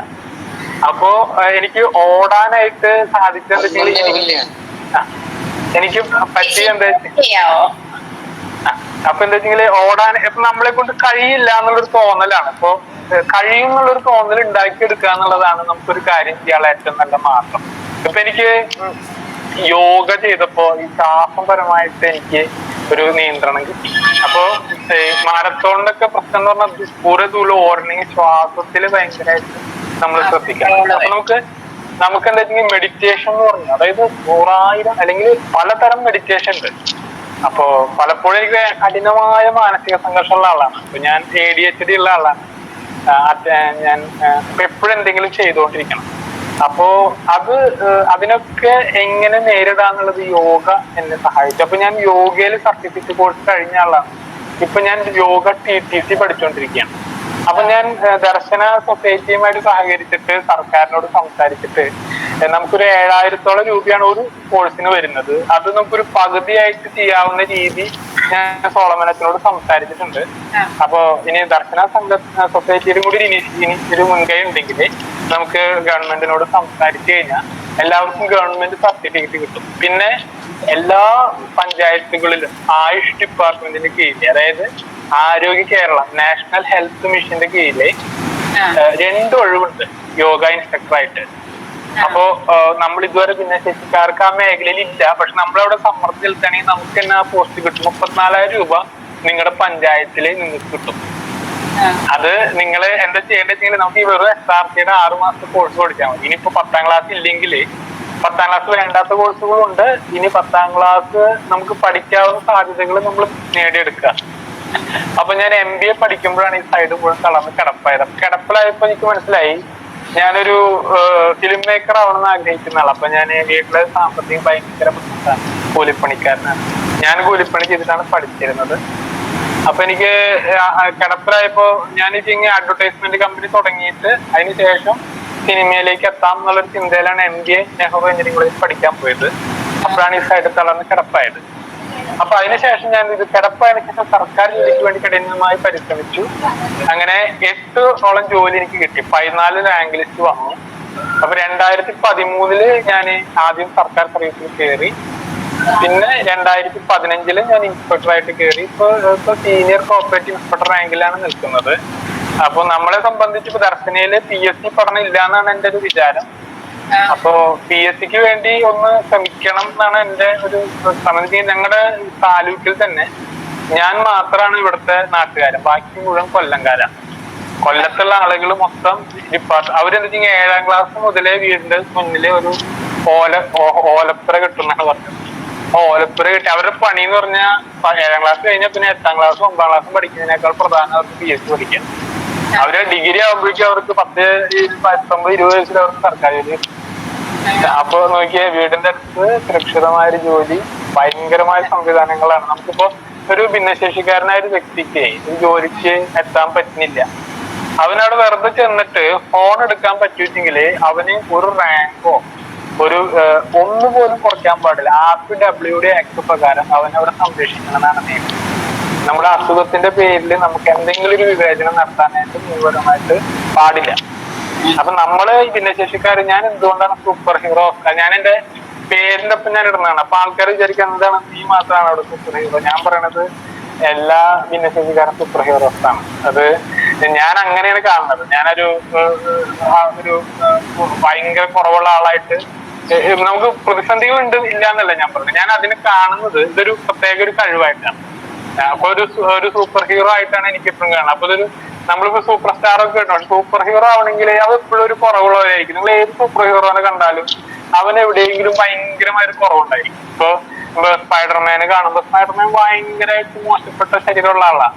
അപ്പൊ അയാൾക്ക് ഒരു സ്പൈഡർ ഒന്ന് കടിച്ചപ്പോഴാണ് അയാളൊരു സൂപ്പർ ഹീറോ ആയിട്ട് മാറിയത്. അതായത് ഭയങ്കര നെഗറ്റീവിലൂടെയാണ് ഒരു സൂപ്പർ ഹീറോ ഉണ്ടാവുന്നത്.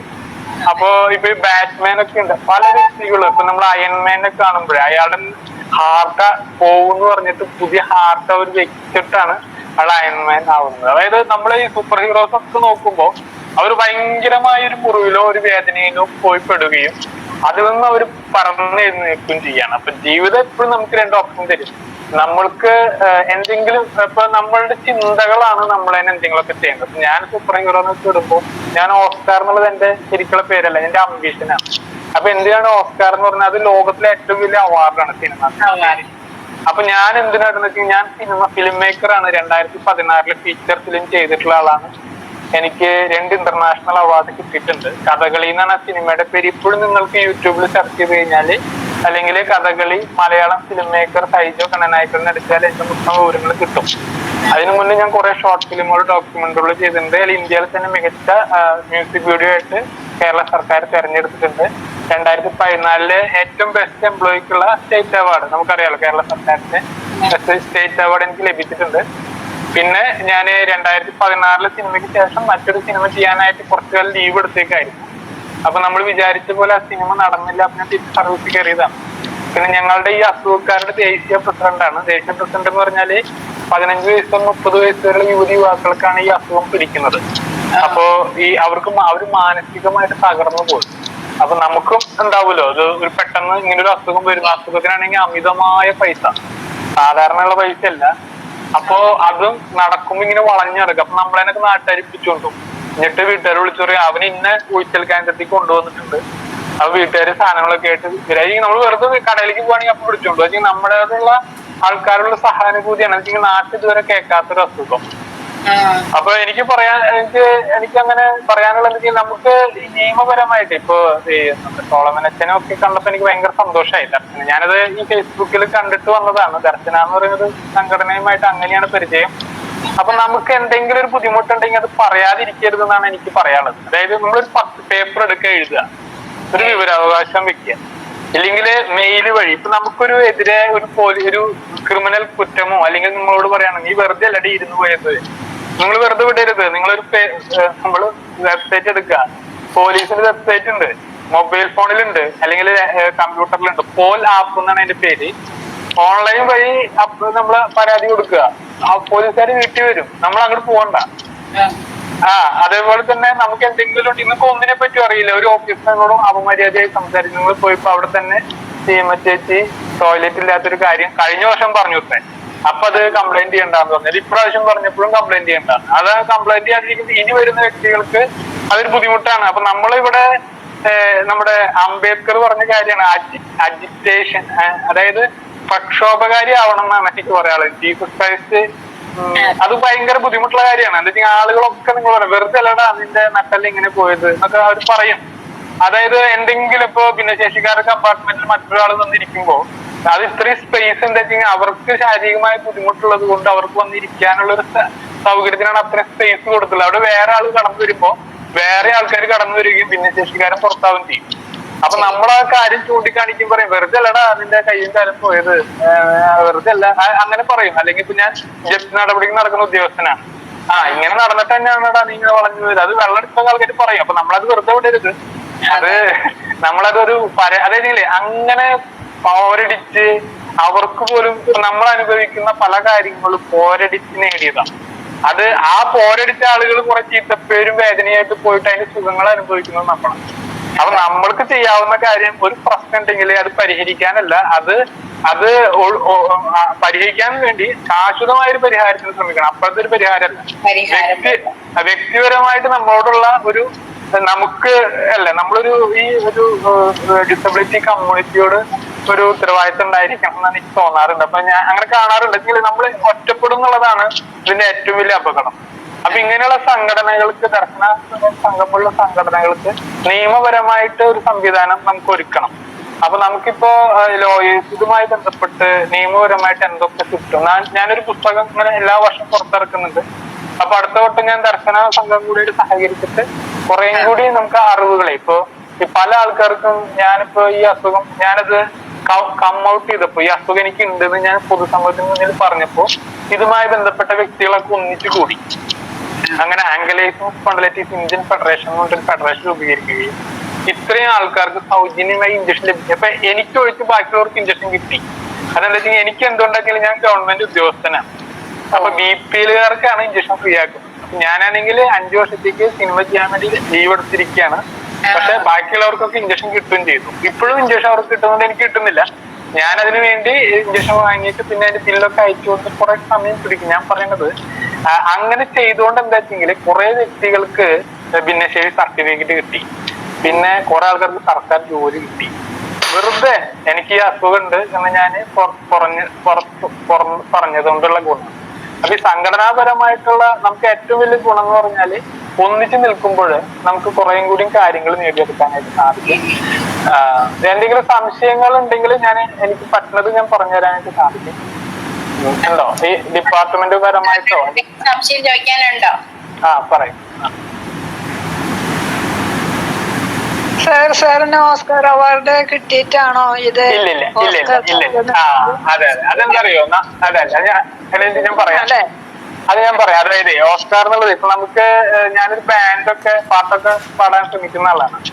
അപ്പോ ഞാനൊരു ഓസ്കാർ ബാൻഡ് എന്നൊരു ബാൻഡ്, പിന്നെ എന്റെ മെയിൻ ഉദ്ദേശം ഓസ്കാർ നേടുക എന്നുള്ളതാണ്. അപ്പൊ ഈ ഹിലാരി ടെൻസിംഗ് ആണല്ലോ നമ്മുടെ എവറസ്റ്റ് കീഴടക്കിയാണ്. അപ്പൊ നമുക്ക് ആളുകളെ എങ്ങനെ നമ്മുടെ ലക്ഷ്യത്തിനായിട്ട് ഉപയോഗിക്കാൻ പറ്റും എന്നുള്ളൊരു ചോദ്യം ഉണ്ട്. അപ്പൊ ഞാൻ എന്റെ പേര് എല്ലാ ദിവസവും ഹിലരി വന്നിട്ട് ചായക്കടയിലൊക്കെ പോയിട്ട് പറയും, നിങ്ങൾ ഈ എവറസ്റ്റ് കണ്ടോ, ഇത് കണ്ടോ, കണ്ടു, ഒരു ദിവസം ഞാനത് കീഴടക്കും.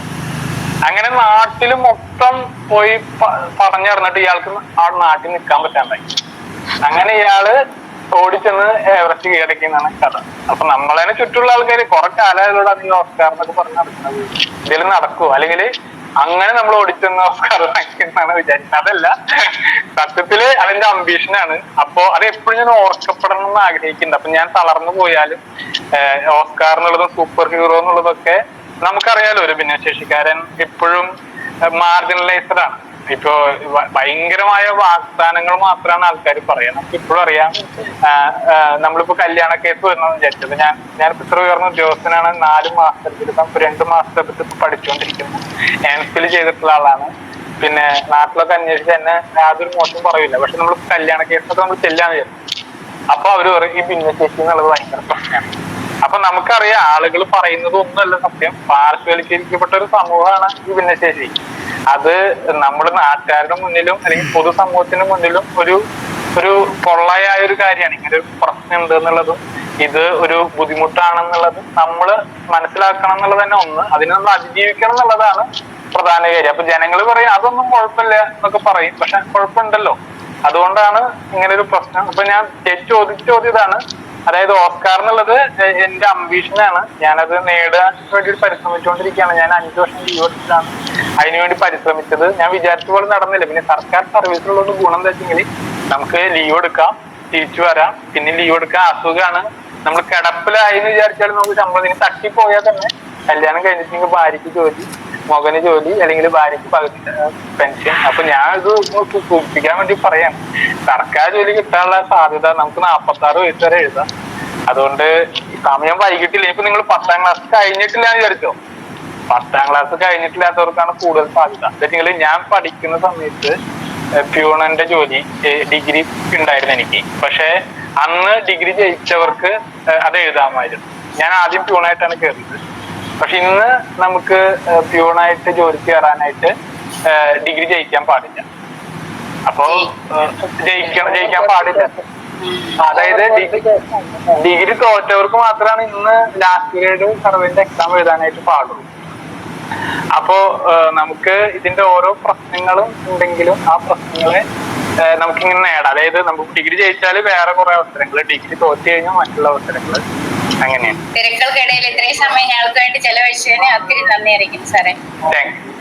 അടുത്തതായി നമുക്ക് സ്നേഹസംഗമം ഉദ്ഘാടനം നിർവഹിക്കുന്നതിനായി തൃശൂർ ഗവൺമെന്റ് മെഡിക്കൽ കോളേജിൽ നിന്നും MBBS-ഉം ബാംഗ്ലൂർ സെന്റ് ജോൺസിൽ നിന്നും MD-യും സ്വീകരിച്ച് ഇപ്പോൾ തൃശൂർ ജൂബിലി മിഷൻ മെഡിക്കൽ കോളേജിൽ PMR വിഭാഗത്തിൽ അസിസ്റ്റന്റ് പ്രൊഫസറായി പ്രവർത്തിക്കുന്ന ഡോക്ടർ സിസ്റ്റർ ബെൻസി തോമസിനെ ഏറ്റവും സ്നേഹത്തോടെ ബഹുമാനത്തോടെ ക്ഷണിക്കുന്നു. Thank you. എന്നെ കേൾക്കാമോ നിങ്ങൾക്ക്? കേൾക്കുകയും ചെയ്യും, കാണുകയും ചെയ്യുന്നു.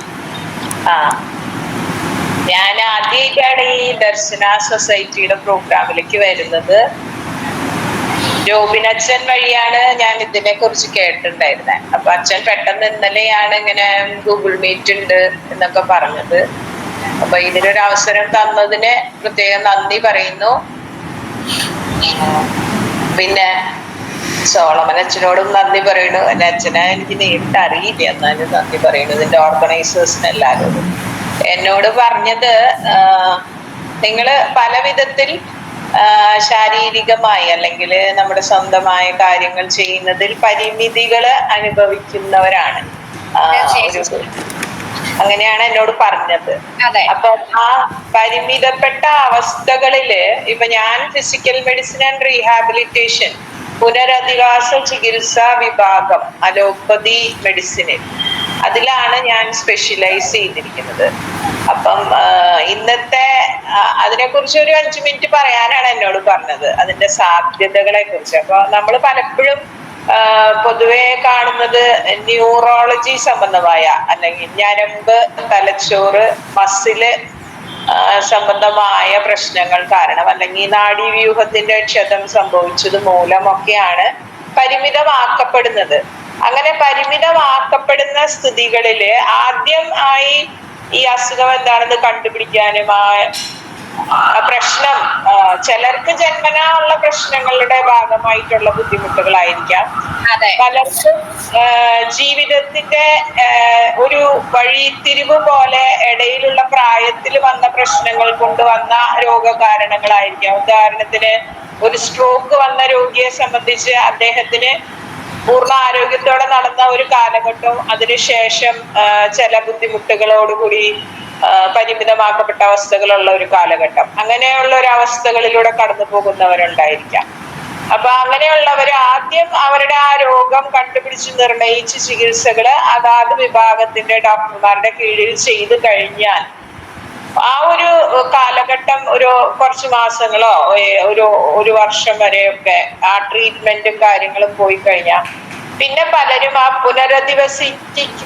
പുനരധിവസിപ്പിക്കപ്പെട്ട എത്രമാത്രം നിങ്ങളുടെ ജീവിത നിലവാരം ഉയർത്തിയെടുക്കാനുള്ള സാധ്യതകൾ ഉണ്ട് എന്നോ അതിനുള്ള സാധ്യതകളിലെ കുറിച്ച് അറിവ് ലഭിക്കാനോ പറ്റാതെ പലപ്പോഴും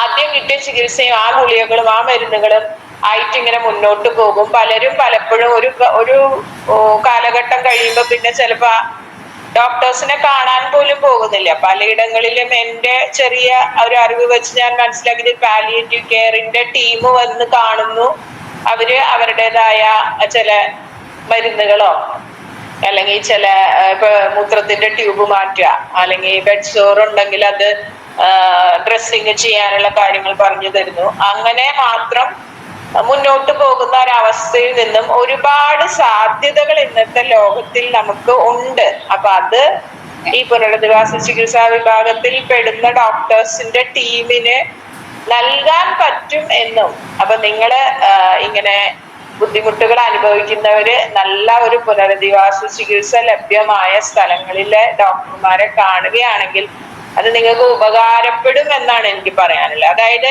നമ്മളെപ്പോഴും ഒരു ഫിസിക്കൽ മെഡിസിൻ റീഹാബിലിറ്റേഷൻ ടീം എന്ന് പറയുമ്പോൾ അതില് ഒരു MBBS MD പൂർത്തിയാക്കിയ ഒരു PMR സ്പെഷ്യലിസ്റ്റ് ഡോക്ടർ ഉണ്ട്, ഫിസിയോതെറാപ്പിസ്റ്റ് ഉണ്ട്, ഓക്കുപേഷണൽ തെറാപ്പിസ്റ്റ്. ഫിസിയോതെറാപ്പിസ്റ്റ് എന്ന് പറയുമ്പോൾ മസിലിന് ശക്തിപ്പെടുത്താനും ഒന്ന് എഴുന്നേറ്റിരിക്കാനും നടക്കാനും ഒക്കെ പറ്റാവുന്നത്ര സഹായിക്കുക എന്നുള്ളതാണ്.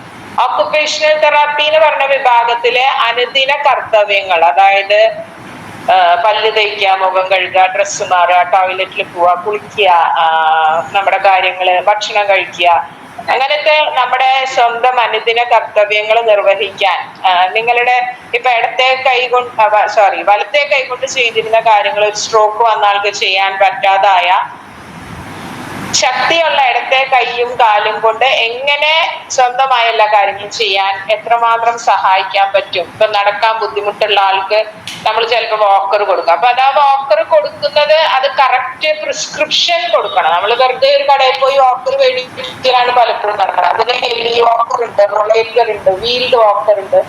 അതിനെല്ലാം പ്രത്യേകം പ്രിസ്ക്രിപ്ഷൻ കൊടുത്ത് ഓരോ വ്യക്തിയുടെ ഹൈറ്റ് അനുസരിച്ച് അഡ്ജസ്റ്റ് ചെയ്ത് ഓരോ വ്യക്തിക്കും ബാലൻസ് ഏറ്റവും സേഫ് ആയിരിക്കുന്ന രീതിയിൽ അത് ചെയ്യുക എന്നുള്ള ഒരു തരം ടീമിന്റെ ഒരു അസസ്മെന്റോട് കൂടി ചെയ്യുമ്പോൾ ആ വ്യക്തിക്ക് പരമാവധി സ്വയം പര്യാപ്തതയിലേക്ക് മുന്നോട്ട് പോകാൻ സാധിക്കും. അതുപോലെ നമ്മുടെ ടീമിലെ ഉള്ള മറ്റൊരു വ്യക്തിയാണ് ഓർത്തോട്ടിസ്റ്റ് ആൻഡ് പ്രോസ്തറ്റിസ്റ്റ്. അപ്പൊ ചിലപ്പം കാലിന് ബലക്കുറവ്, കയ്യിന് ബലക്കുറവൊക്കെ ഉണ്ടെങ്കിൽ അവർക്ക് വേണ്ടിയുള്ള പ്രത്യേക തരം സ്പ്ലിന്റ്, ബ്രേസ് അല്ലെങ്കിൽ ബെൽറ്റുകള് ഏതാണ് ആ വ്യക്തിയുടെ രോഗാവസ്ഥ അനുസരിച്ച് കൊടുക്കേണ്ടത് എന്ന് നമ്മൾ നിശ്ചയിച്ച് അത് കൊടുക്കുന്നു. അതുപോലെ ഡോക്ടേഴ്സിനെ സംബന്ധിച്ച് നിങ്ങളുടെ മുന്നോട്ടുള്ള ഈ രോഗത്തോടു കൂടെയുള്ള ദീർഘകാലത്തേക്ക് മുന്നോട്ട് പോകുമ്പോൾ വന്ന് പെടാവുന്ന കോംപ്ലിക്കേഷൻസ് ഒഴിവാക്കാൻ നിങ്ങൾ എന്തൊക്കെ ശ്രദ്ധിക്കണം, കോംപ്ലിക്കേഷൻസ് വന്ന അതിന്റെ മെഡിക്കൽ ചികിത്സ, വരാതിരിക്കാൻ ശ്രദ്ധിക്കേണ്ട പ്രത്യേകമായ ഓരോ കാര്യങ്ങൾ, അത് മരുന്ന് മാത്രമല്ല കാര്യങ്ങളുണ്ട്. പിന്നെ ചില ഇപ്പൊ ഉദാഹരണത്തിന് നാഡീവ്യൂഹത്തിന് ക്ഷതം വന്നവർക്ക് തരിപ്പ്, അങ്ങനത്തെ വേദനകള്, അങ്ങനെയുള്ള ബുദ്ധിമുട്ടുകൾ. അപ്പൊ അതൊക്കെ എങ്ങനെയാണ് നമുക്ക് ഏറ്റവും നമ്മുടെ അനുദിന ജീവിതത്തെ ഭാരപ്പെടുത്താതെ കൊണ്ടുപോകാൻ പറ്റുക എന്നുള്ളതിന്റെ കാര്യങ്ങളും ചികിത്സകളും ചെയ്യുക എന്നതും ഈ പുനരധിവാസ ചികിത്സയുടെ ഭാഗമാണ്. പിന്നെ അത്യാധുനിക രീതിയിലുള്ള ഇപ്പൊ വീൽ ചെയർ തന്നെ പല മോഡൽ വീൽ ചെയർ, ഒരു സാധാരണ വീൽ ചെയറിനേക്കാൾ എല്ലാത്തിനും ഒരു വീൽ ചെയർ കടയിൽ പോയി മേടിക്കുന്നു പലപ്പോഴും. അതല്ലാതെ അതിന്റെ മോഡിഫിക്കേഷൻസ് എന്തൊക്കെ ആയിരിക്കണം, സ്പെസിഫിക്കേഷൻസ്. നമ്മുടെ ഒരു രോഗിനെ അസിസ്റ്റ് ചെയ്ത് വീട്ടിലേക്ക് പോകുമ്പോ ആ വീടിന്റെ എൻവയോൺമെന്റ്, അതായത് മുറി, ബാത്റൂം, അങ്ങനത്തെ കാര്യങ്ങളൊക്കെ എങ്ങനെയൊക്കെയാണ് മോഡിഫൈ ചെയ്ത് ഈ രോഗിക്ക് ഏറ്റവും അനുകൂലമായ രീതിയിൽ സ്വയം പര്യാപ്തതയിലേക്കും കാര്യക്ഷമതയിലേക്കും വളർത്താൻ പറ്റുക, അത് നമ്മള് അവർക്ക് പറഞ്ഞു കൊടുക്കാറുണ്ട്. അപ്പൊ അങ്ങനെയുള്ള കാര്യങ്ങളും അങ്ങനെയുള്ള രീതികളും വരുമ്പോ ജീവിത നിലവാരം ഏറെ മെച്ചപ്പെടുത്താൻ പറ്റും എന്നതാണ് ഈ ചികിത്സാ വിഭാഗം ഉന്നം വെക്കുന്നത് പ്രധാനമായിട്ട്.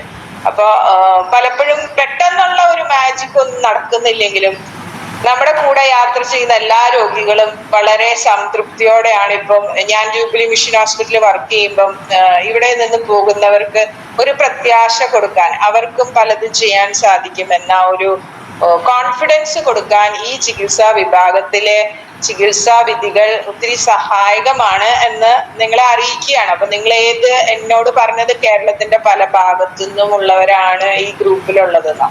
അപ്പൊ ആയിരിക്കുന്ന ഇടങ്ങളിൽ PMR വിഭാഗത്തിൽ ഉള്ള ഡോക്ടർമാരെ നിങ്ങൾ കോണ്ടാക്ട് ചെയ്യുകയാണെങ്കിൽ നിങ്ങളുടെ രോഗാവസ്ഥകളിൽ എത്രത്തോളം സഹായിക്കാൻ പറ്റുമോ, ജീവിത നിലവാരം മെച്ചപ്പെടുത്താൻ, സ്വയം പര്യാപ്തതയിലേക്കും കാര്യക്ഷമതയിലേക്കും എത്താൻ സഹായകമാകുമോ എന്നത് അവർക്ക് നിങ്ങൾക്ക് പറഞ്ഞു തരാൻ പറ്റും. അതിനെക്കുറിച്ച് ഒരു ഇൻട്രൊഡക്ഷൻ പറയാനാണ് എന്നോട് പറഞ്ഞിരുന്നത്. പിന്നെ നമുക്ക് അച്ഛൻ പറഞ്ഞത് എന്നോട് പലർക്കും പല തരത്തിലുള്ള രോഗാവസ്ഥകളാണ്. അപ്പൊ പല സംശയങ്ങളുണ്ട്. അത് നമ്മൾ എഴുതി വാങ്ങിയിട്ട് നമുക്കൊന്ന് പ്രയോറിറ്റൈസ് ചെയ്ത് ചിലപ്പോ ഒരു ഉത്തരം പറയുന്നത് ഒരുപാട് പേർക്കുള്ള ഉത്തരമായിരിക്കും ഒരു വ്യക്തിയുടെ സംശയം.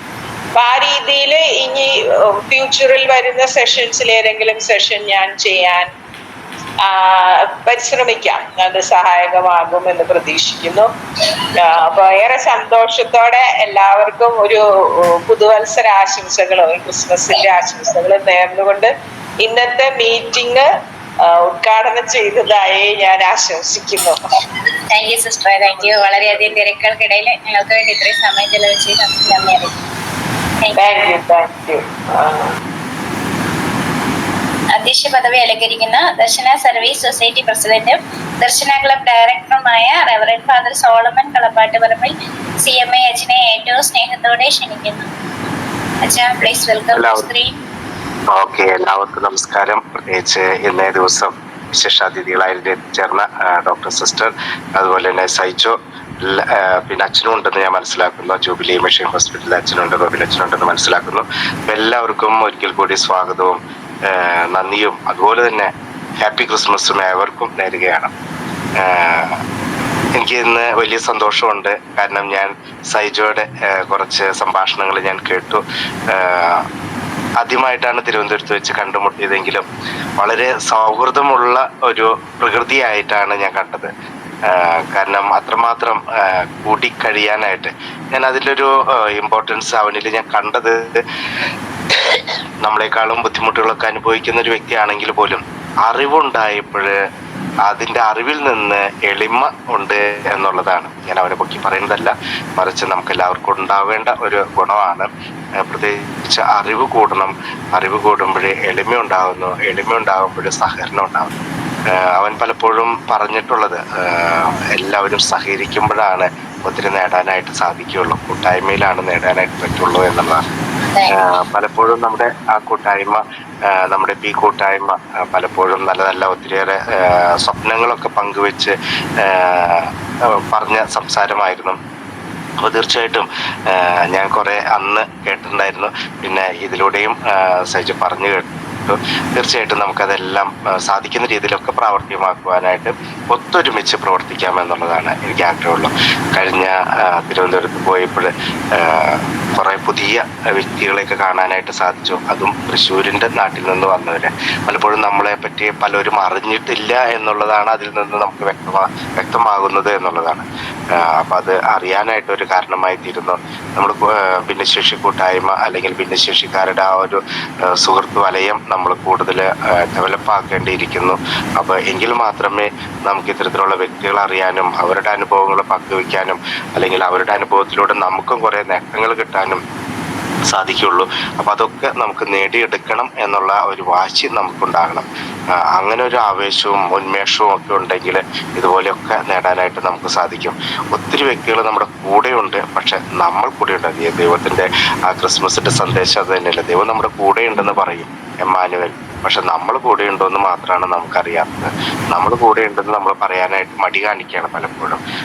ദൈവം കൂടെയുണ്ടെന്ന് നമ്മളോട് പറയാറില്ല, അല്ലെങ്കിൽ മറ്റുള്ളവർ കൂടെയുണ്ടെന്ന് പറയുമ്പോൾ നമ്മൾ പലപ്പോഴും തട്ടിമാറ്റുന്ന ചില പ്രകൃതങ്ങളാണ് നമ്മുടെ ജീവിതങ്ങളിലുള്ളത്. അപ്പോൾ നമുക്ക് കൂട്ടായി നിന്ന് പ്രവർത്തിക്കാനായിട്ട് സാധിക്കട്ടെ. ഓരോരുത്തരുടെ അനുഭവം അങ്ങനെ തന്നെയായിരിക്കും. ഇപ്പം ആരൊക്കെ പുതുതായിട്ട് എന്തൊക്കെ തുടങ്ങിയാലും അവിടെയൊക്കെ ഉണ്ടാകേണ്ടത് കൂട്ടായ്മയില്ലെങ്കിൽ തുടക്കം മാത്രമേ ഉണ്ടാവുള്ളൂ, ഒടുക്കം പെട്ടെന്നായിരിക്കുന്നു മാത്രമേ. അപ്പോൾ ആ കൂട്ടായ മനസ്സുണ്ടെങ്കിൽ നമുക്ക് എവിടെയായാലും വിജയിക്കാനായിട്ട് സാധിക്കും. അതിനുള്ള ഒരു എളിമ, അറിവ് കൂടുന്തോറും ഉണ്ടാകുന്ന എളിമയും നമുക്കുണ്ടാകണം എന്നുള്ളത് മാത്രം. നമുക്ക് ഭിന്നശേഷിയാണ്. മറ്റുള്ളവർ ഇപ്പോൾ ഇന്ന് സൈജു പറഞ്ഞു കേട്ടിട്ടുണ്ടാവുമായിരിക്കും, എപ്പോൾ നോക്കിയാലും ഒരു അലർട്ട് അല്ലെങ്കിൽ റെഡിനെസ്, എപ്പോൾ നോക്കിയാലും ആക്റ്റീവായിട്ട് ഇരിക്കാനായിട്ടുള്ള ഒരു മനസ്സ് നമുക്കുണ്ടാകണം എന്നുള്ളതാണ്. പലപ്പോഴും ചിന്തിക്കുന്നത് ഇപ്പം ഇനി കുറച്ച് യൂട്യൂബ് കണ്ടേക്കാം, കുറച്ച് മറ്റേ എന്താ പറയുക റീൽസ് കണ്ടേക്കാം, അല്ലെങ്കിൽ കുറച്ച് നേരം വായ നോക്കിയിരുന്നേക്കാം, അല്ലെങ്കിൽ അപ്പുറത്ത് സ്വപ്നം കണ്ടു കിടന്നേക്കാം എന്നുള്ളതല്ല. എന്നും പ്രവർത്തനരഹിതമായിട്ടുള്ള ഒരു ജീവിതമാണ് നമ്മളെപ്പോലുള്ള ഭിന്നശേഷിക്കാർക്ക് ഉണ്ടാകേണ്ടത്. സാധിക്കുന്ന രീതിയിൽ ഇപ്പോൾ നമുക്കൊക്കെ ഒത്തിരി മോഡൽസ് നമ്മുടെ ഇടയിൽ തന്നെയുണ്ട്. ഈ മോഡൽസിനെ നോക്കിയെങ്കിലും നമുക്ക് ആ മോഡൽസിനെ അതിനേക്കാൾ അപ്പുറത്ത് ചെയ്യാനായിട്ട് നമുക്ക് സാധിക്കും. ഇപ്പൊ സൈജ് ഒരു മോഡലാണ്, നമ്മുടെ കൂടെയുള്ളവർ ഓരോരുത്തരും ഓരോ മോഡൽസാണ്. അപ്പൊ അതുപോലെ നമ്മൾ കണ്ട് അതിനേക്കാൾ അപ്പുറത്ത് ചെയ്യാനായിട്ടുള്ള ഒരു താല്പര്യം ഉണ്ടാകണം എന്നുള്ളതാണ് എനിക്ക് പറയാനായിട്ടുള്ളത്. നോർമൽസ് ആൾക്കാരെ നോക്കിയല്ല നമ്മൾ പഠിക്കേണ്ടത്. അവർ വെറുതെ കുത്തിരിക്കുന്നുണ്ടാവാം, അല്ലെങ്കിൽ മടിയന്മാർ അലസന്മാരൊക്കെ ആയിട്ടിരിക്കുന്നവർ പലരും ഉണ്ടാവാം. ഇവ നമ്മുടെ ഇടയിലുണ്ട്, ഇല്ലാന്നൊന്നല്ല. പക്ഷെ അതിനേക്കാൾ അപ്പുറത്ത് നമ്മൾ ചെയ്യുന്ന വ്യക്തികളെ കണ്ട് ഒരു മോഡൽസ് ആക്കി എടുത്ത് ഏറ്റവും ആക്റ്റീവായിട്ട് ജീവിക്കാനായിട്ട് നമുക്ക് സാധിക്കണം. ഈ 2026 എന്ന വർഷം അതിനുവേണ്ടി ഉപകരിപ്പിക്കാനായിട്ട് നമ്മൾ പരിശ്രമിക്കുക എന്നുള്ളതാണ്.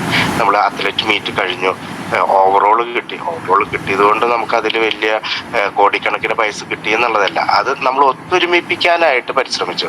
സീമയുടെ നേതൃത്വത്തിൽ എല്ലാവരും ഒത്തൊരുമിപ്പിച്ച് കൊണ്ടുപോയി നമ്മൾ വർഷങ്ങളായിട്ട് ഇപ്പം നമ്മൾ തന്നെയാണ് ഓവറോൾ കിട്ടുന്നത്. ഞാൻ പലപ്പോഴും പറയുന്നത് ഓവറോൾ കിട്ടാൻ വേണ്ടിയിട്ടല്ല നമ്മൾ ഒത്തിരി പരിശ്രമിക്കുന്നത്, മാക്സിമം ആൾക്കാരെ പങ്കെടുപ്പിക്കാനായിട്ടാണ് നമ്മൾ പരിശ്രമിക്കേണ്ടത്. ഓവറോൾ കിട്ടാതിരിക്കാത്ത വേറെ കാര്യം. ഈ ഓവറോൾ കിട്ടിയതുകൊണ്ട് പേരിൽ അതിന്റെ ഷീൽഡ് അടക്കം ഇപ്പൊ സീമയുടെ വീട്ടിലിരിക്കണം. അപ്പൊ നമുക്ക് കിട്ടിയതുകൊണ്ട് വേറെ പ്രത്യേകിച്ച് വലിയ സീമയ്ക്ക് എന്തെങ്കിലും ഉപകാരം ഉണ്ടായോ എന്ന് ചോദിച്ചു കഴിഞ്ഞാൽ ഒരു ഉപകാരമില്ല. അത് അവിടെ അതിൻ്റെ ഉള്ളിൽ ഇരിക്കേണ്ട. ആരെങ്കിലും അകത്ത് കയറി വന്നാൽ ഇതാണല്ലേ എന്നൊന്ന് പറയാൻ മാത്രമേ പറ്റുള്ളൂ. അല്ലാണ്ട് ഓവറോൾ കിട്ടിയതിന്റെ പേരിൽ ഒരു ന്യൂസ് വന്നു, അതൊരു 100-200 പേര് കണ്ടു, അതിനേക്കാൾ അപ്പുറത്ത് വേറെ ഗുണമൊന്നും അതിലില്ല. പക്ഷെ നമ്മൾ മറ്റുള്ളവർ മാക്സിമം പ്രൊമോട്ട് ചെയ്ത് അങ്ങനെ കൊണ്ടുപോകുമ്പോഴേ മറ്റുള്ളവർക്ക് അതൊരു പ്രചോദനമായിട്ട് മാറ്റുക എന്നുള്ളതാണ് നമ്മളത് ഉദ്ദേശിക്കുന്നത്. അതുവഴിയായിട്ട് നമുക്ക് സ്പോർട്സ് കൗൺസില് ഇത്തരത്തിലുള്ള കുട്ടികളെ അംഗീകരിച്ചു എന്നുള്ളതാണ്. അവിടെ വന്ന് അവർക്കൊരു ഷീൽഡ് കൊടുക്കാനായിട്ട് ഒത്തിരി സന്തോഷം തോന്നി. അങ്ങനെയുള്ള വന്നവര് ഒരു ഷീൽഡ് വാങ്ങിച്ചവര് സ്പോർട്സ് കൗൺസിലാണ് അവർ അംഗീകരിച്ചു എന്നുള്ളത് കണ്ടപ്പോൾ ഒത്തിരി സന്തോഷം. അവർക്ക് ഓരോരുത്തർ എന്നെ വിളിച്ചിട്ട് പറഞ്ഞാൽ ഒത്തിരി സന്തോഷമായി. ഞങ്ങൾ അവിടെ വന്ന് ഷീൽഡ് വാങ്ങിച്ചപ്പോൾ ഭയങ്കര ഒരു സന്തോഷം തോന്നി എന്നുള്ളത്. മറ്റൊരു സ്പോർട്സ് കൗൺസിൽ ഡിസ്ട്രിക്റ്റുകാരൊന്നും ഇതുപോലെ ചെയ്തിട്ടില്ല. അതുകൊണ്ട് തന്നെയാണ് നമുക്കിതൊരു വെറൈറ്റി ആയിട്ട് നമുക്ക് തോന്നാൻ കാരണം. 14 ഡിസ്ട്രിക്റ്റ് ഉണ്ട് എങ്കിലും ആ ഒരു 14-ത്തിൽ ഒരെണ്ണം, അതും തൃശ്ശൂർ മാത്രം നമുക്ക് വേണ്ടിയിട്ട് ഇത്തരം കാര്യങ്ങൾ ചെയ്തു വന്നു. അതിന് ചുക്കാൻ പിടിച്ചവര് നമ്മുടെ ഈ പിയൂസ് ചേട്ടനും അതുപോലെ തന്നെ സീമയ്ക്കാണ്. അപ്പൊ അതിനൊക്കെ അങ്ങനെ പുറകിൽ നിന്ന് പ്രവർത്തിക്കുമ്പോഴേ, നേരത്തെ സൈജു പറഞ്ഞതുപോലെ ആക്റ്റീവായിട്ട് നിൽക്കുമ്പോഴേ, സ്പോർട്സിലൊക്കെ നിൽക്കുമ്പോഴാണ് നമുക്കൊരു വൈബ്രന്റ് ആയിട്ട് തോന്നുള്ളൂ. അതല്ലാതെ നമ്മൾ എല്ലാം വേണം. ഞാൻ പറയുന്നത് സ്പോർട്സ് മാത്രമല്ല, ആർട്സും വേണം, സ്പിരിച്വൽ ആവണം, എല്ലാം നമുക്കുണ്ടാവണം. വീടുണ്ടാവണം, അല്ലെങ്കിൽ പഠിപ്പുണ്ടാവണം, എല്ലാം നമുക്കുണ്ടാകുമ്പോഴേ അതിന്റെ പൂർണ്ണതയിലേക്ക് എത്തിച്ചേരാനായിട്ട് പറ്റുള്ളൂ. അതിനെന്താ, ഒരു മിനിറ്റ് പോലും റെസ്റ്റ് ഇല്ലാത്ത രീതിയിൽ നമ്മൾ പ്രവർത്തിക്കാനായിട്ട് സാധിക്കണം എന്നുള്ളത്. അപ്പൊ എനിക്ക് പ്രവർത്തിക്കുമ്പോൾ എന്ത് കിട്ടും എന്നുള്ളത് നോക്കിയിട്ട് നടക്കുന്ന പലവരുണ്ട്. ഇതിൽ നിന്നൊന്നും എനിക്ക് കിട്ടാൻ സാധ്യതയില്ല, പൈസ കിട്ടാൻ സാധ്യതയില്ല, അംഗീകാരം കിട്ടാൻ സാധ്യതയില്ല, നേട്ടങ്ങളൊന്നും കിട്ടാൻ സാധ്യതയില്ല, അതുകൊണ്ട് വേറെ എവിടെയോ കിട്ടുന്നോ അവിടെയൊക്കെ പോകാനായിട്ട് നമ്മൾ നോക്കും. അങ്ങനെ ഇവിടുന്ന് ചാടി അങ്ങോട്ട് ചാടി, അങ്ങോട്ട് ചാടി ഇങ്ങോട്ട് ചാടി, അങ്ങനെ ചാടി അവിടെ എവിടെ ഇല്ലാത്തൊരവസ്ഥയിലെത്തി നമ്മൾ അവിടെ അവസാനിക്കും. അപ്പൊ സാധിക്കുന്ന രീതിയിൽ എന്തൊക്കെ ചെയ്യാൻ പറ്റുന്നോ അതൊക്കെ ചെയ്യാനായിട്ടുള്ള ഒരു മനസ്സ് നമുക്കുണ്ടാകണം. നമ്മള് ഇപ്പോ നമ്മുടെ സിസ്റ്റർ ഡോക്ടർ ഇവിടെ വന്ന് സംസാരിക്കുകയൊക്കെ ഉണ്ടായിരുന്നു. ഞാൻ ഓൾറെഡി റോബിൻ അച്ഛനായിട്ട് സംസാരിച്ചിരുന്നു. നമുക്ക് ഒരു മാർച്ച് മാസത്തിലാണ് നമ്മുടെ വാർഷിക ആഘോഷങ്ങളൊക്കെ. അതൊക്കെ ആരോ മ്യൂട്ട് ചെയ്തിട്ടില്ല തോന്നുന്നു. അത് മ്യൂട്ട് ചെയ്യണത് പ്രത്യേകമായിട്ട് ഓർമ്മിപ്പിക്കും, അല്ലെങ്കിൽ പിയൂസെട്ട് അത് മ്യൂട്ട് ചെയ്യാനായിട്ട് പരിശ്രമിക്കണം. അപ്പോൾ നമുക്കൊരു മെഡിക്കൽ ക്യാമ്പ്, ഭിന്നശേഷിക്കാർക്ക് വേണ്ടി ഒരു മെഡിക്കൽ ക്യാമ്പ് നടത്തണമെന്ന് നമുക്കൊരു സ്വപ്നമുണ്ട്. അത് മാർച്ച് മാസത്തിൽ നമ്മൾ നടത്താനായിട്ട് ആഗ്രഹിക്കുന്ന അതിനുള്ള ഒരുക്കങ്ങളൊക്കെ നമ്മൾ തുടങ്ങി വെച്ച് കഴിഞ്ഞു. അപ്പോൾ നമുക്ക് മിനിമം ഒരു 200 പേരാണ് നമ്മൾ പ്രതീക്ഷിക്കുന്നത്, 200 പേരുടെ ഒരു മെഡിക്കൽ ക്യാമ്പ്. അപ്പോൾ അതിനുള്ള ഒരുക്കങ്ങൾ നമ്മൾ ആരംഭിക്കുകയാണ്.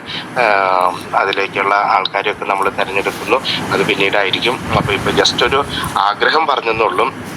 നിങ്ങൾക്ക് ഒരുങ്ങാനായിട്ട് എവിടെയായിരുന്നാലും, എവിടെ നിന്നുള്ള വ്യക്തികളായിരുന്നാലും വേണ്ടില്ല, തലേദിവസം വന്ന് താമസിക്കാനായിട്ടുള്ള സൗകര്യങ്ങൾ നമ്മൾ അറേഞ്ച് ചെയ്യുന്നുണ്ട്. എല്ലാ കാര്യങ്ങളും നമുക്ക് അറേഞ്ച് ചെയ്യാം.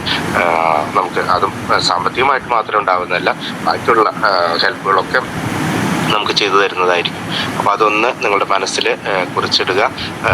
പിന്നെ അതുപോലെ തന്നെ നമ്മുടെ ഫെബ്രുവരി മാസത്തിൽ ആർട്സ് ദർശന ആർട്സ് മീറ്റ് എന്ന് പറയുന്ന ഒരു സംഭവം നമ്മൾ നടത്താറുണ്ട്. അപ്പോൾ അതിൻ്റെ ഒരുക്കങ്ങൾ നമ്മൾ നടത്താൻ തുടങ്ങിയിട്ടുണ്ട്. അപ്പോൾ അതിലേക്കും എല്ലാവരും പങ്കെടുക്കാനായിട്ട് ആഗ്രഹിക്കുക. സംസ്ഥാനതല കോമ്പറ്റീഷൻസ് അത്ലറ്റിൻ്റെയും പവർ ലിഫ്റ്റിങ്ങിൻ്റെയും ആദ്യമായിട്ടാണ് നമ്മൾ പവർ ലിഫ്റ്റിങ്ങിൽ പങ്കെടുത്ത് 2 പേർക്ക് സമ്മാനങ്ങൾ കിട്ടിയിട്ടുണ്ട്. അതുപോലെ തന്നെ ബാഡ്മിൻ്റണിൽ നമ്മൾ ചിലരൊക്കെ പങ്കെടുത്തു, അവർക്കും കുറേ സമ്മാനങ്ങൾ കിട്ടിയിട്ടുണ്ട്. അവരൊക്കെ നാഷണൽ ലെവലിലേക്ക് പോകാനും തുടർന്ന് ഇൻ്റർനാഷണൽ ലെവലിലേക്ക് പോകാനും ഒരുക്കങ്ങൾ നടത്തണം. ഇതിങ്ങനെ ചിലപ്പോഴൊക്കെ ആരും ഇല്ലാത്തത് കൊണ്ട് ചക്കിട്ട മൊയിൽ കിട്ടിയെന്ന് പറഞ്ഞ പോലെ അതൊക്കെ നമുക്ക് കിട്ടും. പക്ഷെ അതിനേക്കാൾ അപ്പുറത്തെ നാഷണൽ ലെവലിൽ സമ്മാനം കിട്ടുന്നുണ്ടോ, ഇൻ്റർനാഷണൽ ലെവലിലേക്ക് പോകാൻ സാധിക്കുന്നുണ്ടോ, സമ്മാനം കിട്ടിയില്ലെങ്കിലും പോകാനെങ്കിലും സാധിക്കുന്നുണ്ടോ, അതൊക്കെ നമ്മളൊന്ന് ആരായണം, പോകണം. അത് സ്പോർട്സ് മേഖലയിൽ മാത്രമല്ല, ആർട്സ് മേഖലയിലും നമ്മൾ ഇതുപോലെ നേട്ടങ്ങൾ കൊയ്യാനായിട്ട് സാധിക്കണം. നേരത്തെ സാറ് പറഞ്ഞതുപോലെ നമുക്ക് പല ഈ യോഗയായാലോ മറ്റുള്ള കോഴ്സുകളായാലും ഒക്കെ നമുക്ക് ചെയ്യാനായിട്ട് സാധിക്കും. നമുക്കിപ്പോൾ അതിനുള്ള ഒരു സൗകര്യങ്ങളുണ്ട്, അല്ലെങ്കിൽ സാഹചര്യങ്ങളുണ്ട്, മറ്റുള്ളവരെ സഹായിക്കാനുള്ള മനസ്സുണ്ട്. ഇവിടെ മാത്രമല്ല, എവിടെയായാലും നമുക്ക് ചെയ്യാൻ പറ്റും. പല സംഘടനകളും ഇതിനു വേണ്ടിയിട്ട് തയ്യാറാണ് എന്നുള്ളതാണ്. അപ്പോൾ നമുക്ക് ഒത്തൊരുമിച്ച് പ്രവർത്തിക്കാം. അപ്പോൾ ഈ 2026 അടുത്ത വർഷമായിരിക്കും നമ്മൾ ഇനി കൂടാനായിട്ട് പോകുന്നത്. അടുത്ത ശനിയാഴ്ച എന്ന് പറയുമ്പോൾ അടുത്ത വർഷമായിരിക്കും. അപ്പോൾ ഈ വർഷം ലഭിച്ച എല്ലാ അനുഗ്രഹങ്ങളും ഓർത്ത് നന്ദി പറയുന്നു. അതുപോലെ തന്നെ എല്ലാ കൂട്ടായ്മയിൽ നല്ല സജീവമായി പ്രവർത്തിച്ച എല്ലാവർക്കും പ്രത്യേകമായിട്ട് നന്ദി പറയുന്നു. അതുപോലെ തന്നെ തുടർന്നുള്ള വർഷത്തിൽ ഇതിനേക്കാളേറെ മഹത്തരമായ കാര്യങ്ങൾ ചെയ്യുവാനായിട്ട് ഓരോരുത്തരും മനസ്സ് സ്വപ്നം കാണുക.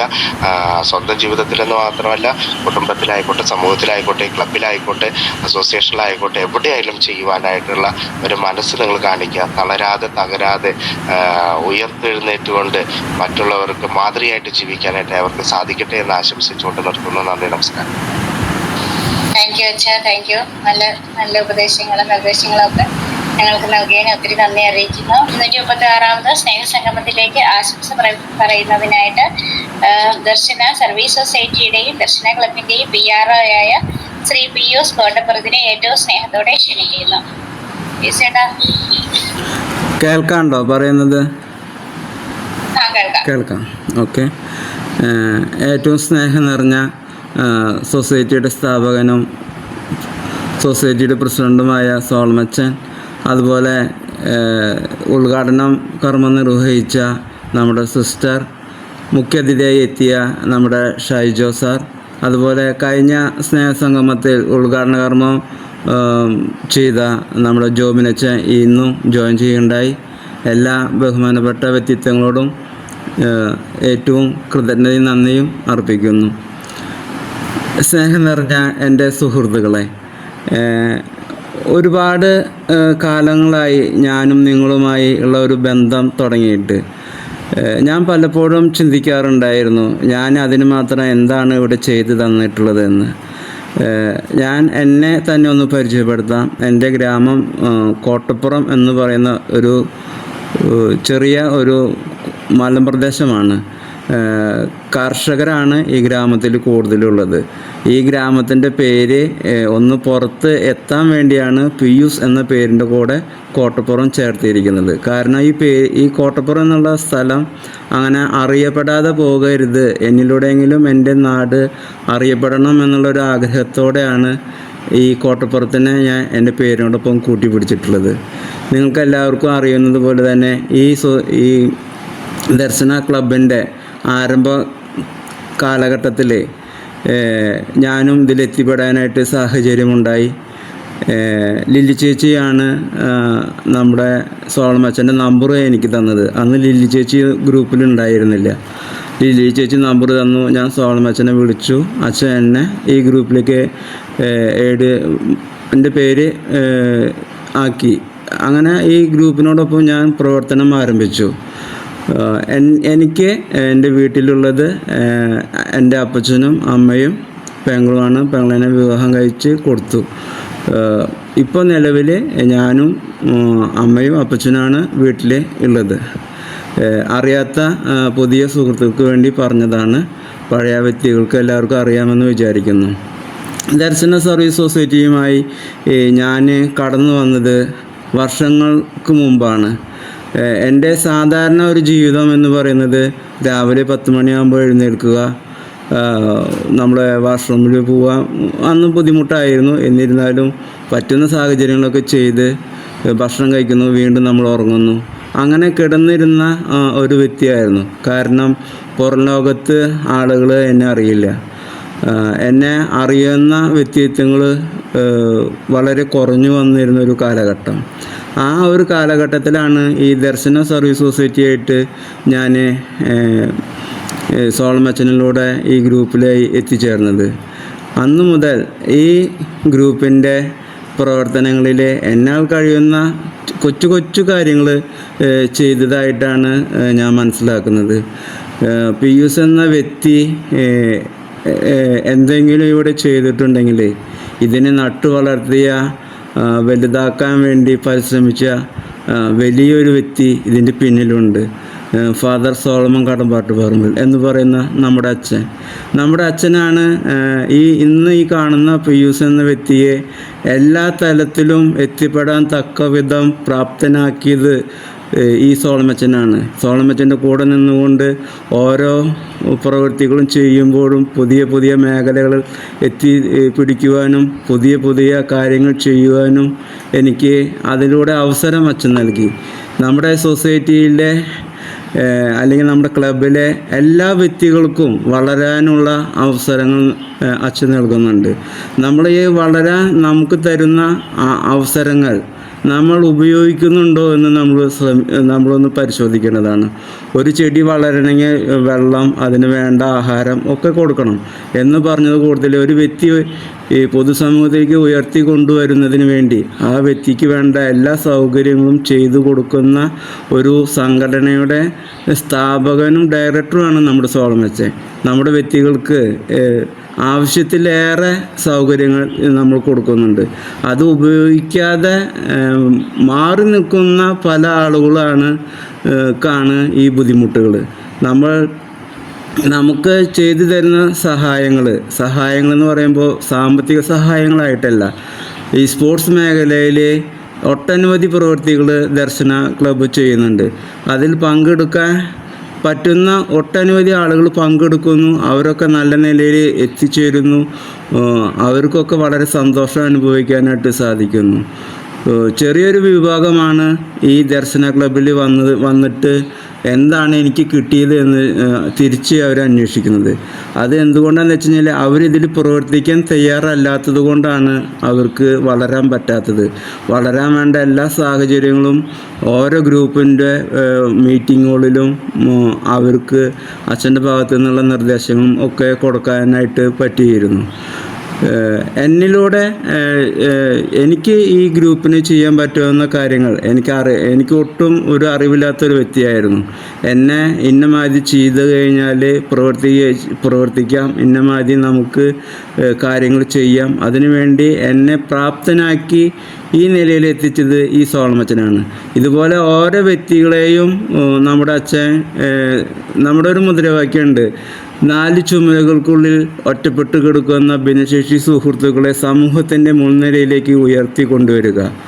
അതിൽ പെട്ട ഒരു വ്യക്തി ഞാനാണ്. അതുപോലെ നമ്മുടെ സീമ പണ്ട് ബാസ്കറ്റ് ബോൾ കളിക്കാനായിട്ട് വന്നതായിരുന്നു. ഇന്ന് ആ സീമ തിരുവനന്തപുരത്ത് പോകുവാൻ 55 പേരെ കൊണ്ടുപോകാനും അവിടെ പോയി ഓവറോൾ ചാമ്പ്യൻഷിപ്പ് നേടാനും അച്ഛനോടൊപ്പം ചേർന്ന് പ്രവർത്തിച്ച് തിരിച്ചു വരാനും സീമയ്ക്ക് സാധിച്ചിട്ടുണ്ടെങ്കിൽ അത് ഈ സോളമച്ചൻ ചെയ്തു കൊടുത്തിട്ടുള്ള അറിവിൻ്റെ ബലമാണ് സീമ വളർന്നു വന്നിട്ടുള്ളത്.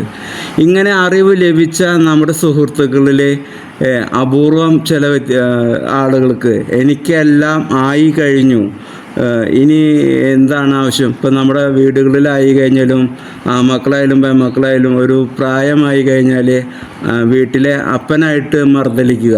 എന്തിനു വേണ്ടി? എനിക്കും കിട്ടണം അധികാരം. അതൊരു പിടിവാശിയാണ്. കാരണം നമ്മുടെ അപ്പനൊക്കെ എന്ന് പറയുന്നത് അല്ലെങ്കിൽ അമ്മ എന്നൊക്കെ പറയുന്നത് വർഷങ്ങളുടെ അനുഭവ പരിചയം കൊണ്ടാണ് അവർ നമ്മളതിനെ തിരുത്താൻ ശ്രമിക്കുന്നത്. നമ്മൾ തെറ്റ് ചെയ്യുമ്പോൾ നമ്മളതിനെ തിരുത്താൻ ശ്രമിക്കുന്നത് എന്തുകൊണ്ടാണ്? അവർക്കുള്ള എക്സ്പീരിയൻസ്. കാരണം അവരുടെ ജീവിതത്തിൻ്റെ 1/4 ഭാഗം പോലും നമ്മളായിട്ടുണ്ടാവില്ല വയസ്സുകൊണ്ട്. അപ്പോൾ അവരുടെ ആ ഒരു അനുഭവജ്ഞാനം കൊണ്ടാണ് അവർ നമ്മളെ തെറ്റിതിരുത്തുന്നത് എന്ന കൂടുതൽ തന്നെയാണ് നമ്മുടെ ഈ ഒരു സൊസൈറ്റി ആകുമ്പോൾ നമ്മുടെ അച്ഛൻ തരുന്ന ചെറിയ കറക്ഷനുകൾ അത് അംഗീകരിക്കാനുള്ള വൈമനസ്യം, അല്ലെങ്കിൽ അതിനോട് എതിർക്കുക, അല്ലെങ്കിൽ അതിനോടുള്ള പിടിവാശി. ഞാൻ മാറി നിന്ന് കഴിഞ്ഞാൽ ഈ പ്രസ്ഥാനം തന്നെ മാറിപ്പോകും, അങ്ങനെയുള്ള ചിന്തകൾ. ഇതൊക്കെ ഉത്ഭവിക്കുന്നത് എന്തുകൊണ്ടാണെന്ന് വെച്ച് കഴിഞ്ഞാൽ ഈ സൊസൈറ്റിയിൽ വന്ന് ഇതിൽ പ്രവർത്തിച്ചിട്ട് ഇതിൽ നിന്നുകൊണ്ട് ശക്തി ആർജിച്ച് എല്ലാ കാര്യങ്ങളും ചെയ്യാൻ പ്രാപ്തരായി എന്ന് തിരിച്ചറിയുന്ന ആ നിമിഷം വരുന്ന ഒരു പ്രത്യേക സാഹചര്യമാണത്. അതായത് ഞാൻ മാറി നിന്ന് കഴിഞ്ഞാൽ എനിക്ക് എൻ്റെ കൂടെ ഉണ്ടാക്കാം, എനിക്ക് സംവിധാനങ്ങൾ ചെയ്യാം, എനിക്കിതുപോലെ ഗ്രൂപ്പുകൾ ഉണ്ടാക്കാം, അല്ലെങ്കിൽ പ്രസ്ഥാനം കെട്ടി വളർത്താം. അതൊക്കെ നല്ലതാണ്. നല്ല നിലയിൽ പ്രവർത്തിക്കുന്ന ഇപ്പോൾ നമ്മുടെ വീടുകളിൽ നിന്ന് തന്നെ 2 സഹോദരങ്ങളുണ്ടെങ്കിൽ ഒരു സഹോദരൻ മാറി നല്ല രീതിയിൽ താമസം മാറ്റുന്നതും വീട്ടിൽ മർദ്ദലിച്ച് താമസം മാറുന്നതും ഒരു വീട്ടിലെ രണ്ടഭിപ്രായമായി മാറും എന്ന കൂട്ടത്തിൽ തന്നെയാണ് ഒരു സമൂഹമായ നമ്മുടെ കൂട്ടത്തിൽ നിന്നും തല്ലൂടി പോയി നിന്ന് പ്രവർത്തിക്കുന്ന വ്യക്തിത്വങ്ങൾ. അങ്ങനെ ചെയ്യുമ്പോൾ അത് വളരാനായിട്ട് അവർക്ക് സാധിക്കുന്നുണ്ടോ എന്നുള്ളത് അവർ തന്നെ പരിശ്രമിക്കേണ്ട കാര്യങ്ങളാണ്. ദർശന സർവീസ് സൊസൈറ്റിയെ സംബന്ധിച്ചിടത്തോളം ഈ സൊസൈറ്റി എല്ലാ തരത്തിലും ഭിന്നശേഷിക്കാരുടെ കലാകായിക ആരോഗ്യം, അതുപോലെ ഭവന നിർമ്മാണം തുടങ്ങി നിരവധി മേഖലകളിൽ സൊസൈറ്റി പ്രവർത്തിക്കുന്നുണ്ട്.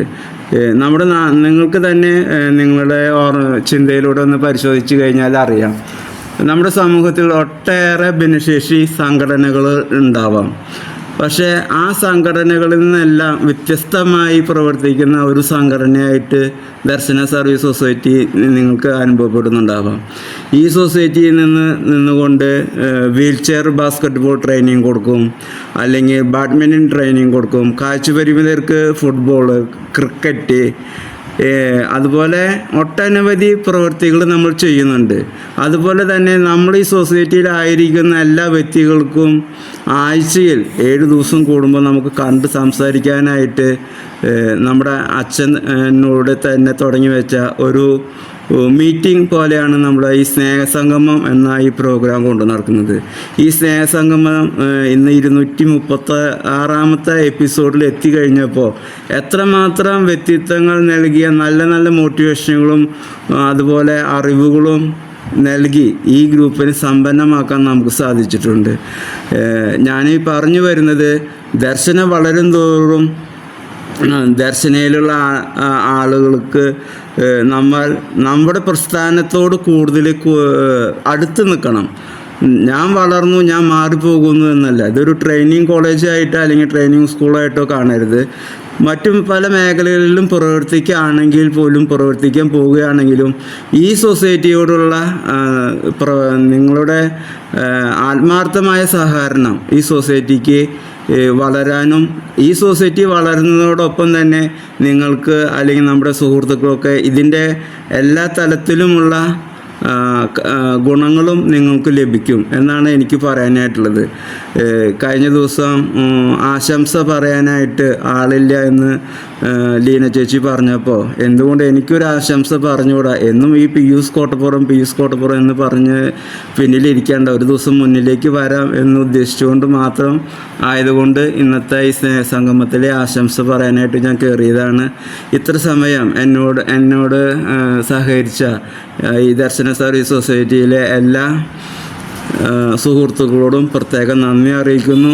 അതോടൊപ്പം തന്നെ ക്രിസ്തുമസിൻ്റെ കഴിഞ്ഞെങ്കിലും ക്രിസ്തുമസിൻ്റെയും പുതുവത്സരത്തിൻ്റെയും ആശംസകൾ അറിയിക്കുന്നു. ഒരു കാര്യം കൂടി ഞാൻ പറഞ്ഞുകൊണ്ട് നിർത്തുകയാണ്. നമ്മൾ ഒന്നിച്ചു നിന്നാൽ അതിന് വലിയ ശക്തിയാണ്. കാരണം ഇന്ന് ഷൈജോ സാർ അത് എടുത്തു പറയുകയുണ്ടായി, ഒരു പ്രസ്ഥാനത്തിനോട് കൂടി നിൽക്കുമ്പോഴാണ് നമുക്ക് ഓരോരുത്തർക്കും ശക്തി ലഭിക്കുന്നത്. പ്രസ്ഥാനത്തെ ക്ഷയിപ്പിക്കാൻ നോക്കുന്ന വ്യക്തികൾക്കാണെങ്കിൽ അത് തളർച്ച വന്നു ചേരും. അപ്പോൾ നമ്മൾ ചെയ്യേണ്ടത് നമ്മുടെ പ്രസ്ഥാനത്തെ നമ്മൾ നെഞ്ചോട് ചേർത്ത് അതിനെ എങ്ങനെ വളർത്താം, അതിനെ ഇനിയും അടുത്ത സ്റ്റെപ്പിലേക്ക് വളർത്തിയെടുക്കാൻ നമുക്ക് സാധിക്കും. നമ്മുടെ ചെറിയ പരിമിതികൾ വെച്ചുകൊണ്ട് വലിയ രീതിയിൽ സൊസൈറ്റിയെ വളർത്തുവാനും മറ്റുള്ള ആളുകളിലേക്ക് ഈ സൊസൈറ്റിയുടെ പ്രവർത്തനങ്ങൾ എത്തിക്കാനും ഈ സൊസൈറ്റിയെ ഭിന്നശേഷിക്കാർക്കിടയിലെ ഏറ്റവും മാതൃകാപരമായ ഒരു സൊസൈറ്റിയാക്കി മാറ്റി വളർത്തിയെടുക്കാനും നമുക്ക് സാധിക്കണം. അതിന് നിങ്ങളെല്ലാവരുടെയും കൂട്ടായ ആത്മാർത്ഥതയും പ്രവർത്തനവും ഉണ്ടാകണമെന്ന് പറഞ്ഞുകൊണ്ട് നിങ്ങൾക്ക് എല്ലാവർക്കും ഒരിക്കൽ കൂടി നന്ദി പറയുന്നു. നന്ദി, നമസ്കാരം. താങ്ക് യു ചേട്ടാ, വളരെ നന്നായിട്ട് എല്ലാവർക്കും ആശംസ പറഞ്ഞതിന് ഒത്തിരി നന്ദി അറിയിക്കുന്നു. അടുത്തത് നന്ദി പറയുന്നതിനായി ശ്രീ ഐവിൻ കൽപ്പറമ്പിലിനെ ഏറ്റവും സ്നേഹത്തോടെ ക്ഷണിക്കുന്നു. ദർശന സർവീസ് സൊസൈറ്റിയുടെ ആഭിമുഖ്യത്തിൽ എല്ലാ ശനിയാഴ്ചകളിലും നടത്തിവരുന്ന സ്നേഹസംഗമത്തിന്റെ 236ാമത്തെ സ്നേഹസംഗമത്തിൽ പങ്കെടുത്ത എല്ലാ വിശിഷ്ട വ്യക്തികൾക്കും എല്ലാ ഗ്രൂപ്പ് അംഗങ്ങൾക്കും നന്ദി പറയുക എന്നതാണ് എന്റെ കർത്തവ്യം. ആദ്യമായി ദർശന സർവീസ് സൊസൈറ്റി പ്രസിഡന്റും ദർശന ക്ലബ് ഡയറക്ടറുമായ നമ്മുടെ എല്ലാം പ്രിയപ്പെട്ട reverend father Solomon Kadambattuparambil CMI അച്ഛനെ എൻ്റെ പേരിലും ഈ ഗൂഗിൾ മീറ്റിംഗിൽ ആയിരിക്കുന്ന ഓരോരുത്തരുടെ പേരിലും നന്ദി പറയുന്നു. അടുത്തതായി ഉദ്ഘാടനം ചെയ്യാൻ ക്ഷണം സ്വീകരിച്ച് എത്തിയിട്ടുള്ള ഡോക്ടർ സിസ്റ്റർ ബെറ്റ്സി തോമസിനെ എൻ്റെ പേരിലും ഈ ഗൂഗിൾ മീറ്റിംഗിൽ ആയിരിക്കുന്ന എല്ലാവരുടെ പേരിലും നന്ദി പറയുന്നു. അടുത്തതായി മുഖ്യാതിഥിയായി എത്തിയിട്ടുള്ള Shri Saijo Oscar super hero സാറിനെ എൻ്റെ പേരിലും ദർശന സർവീസ് സൊസൈറ്റിയുടെ ഓരോരുത്തരുടെ പേരിലും നന്ദി പറയുന്നു. അടുത്തതായി ആശംസ പറഞ്ഞിട്ടുള്ള Darshana service society and Darshana club PR ആയ പിയൂസ് കോട്ടപ്പുറം ചേട്ടനെ എൻ്റെ പേരിലും ദർശന സർവീസ് സൊസൈറ്റിയിലെ ഓരോരുത്തരുടെ പേരിലും നന്ദി പറയുന്നു.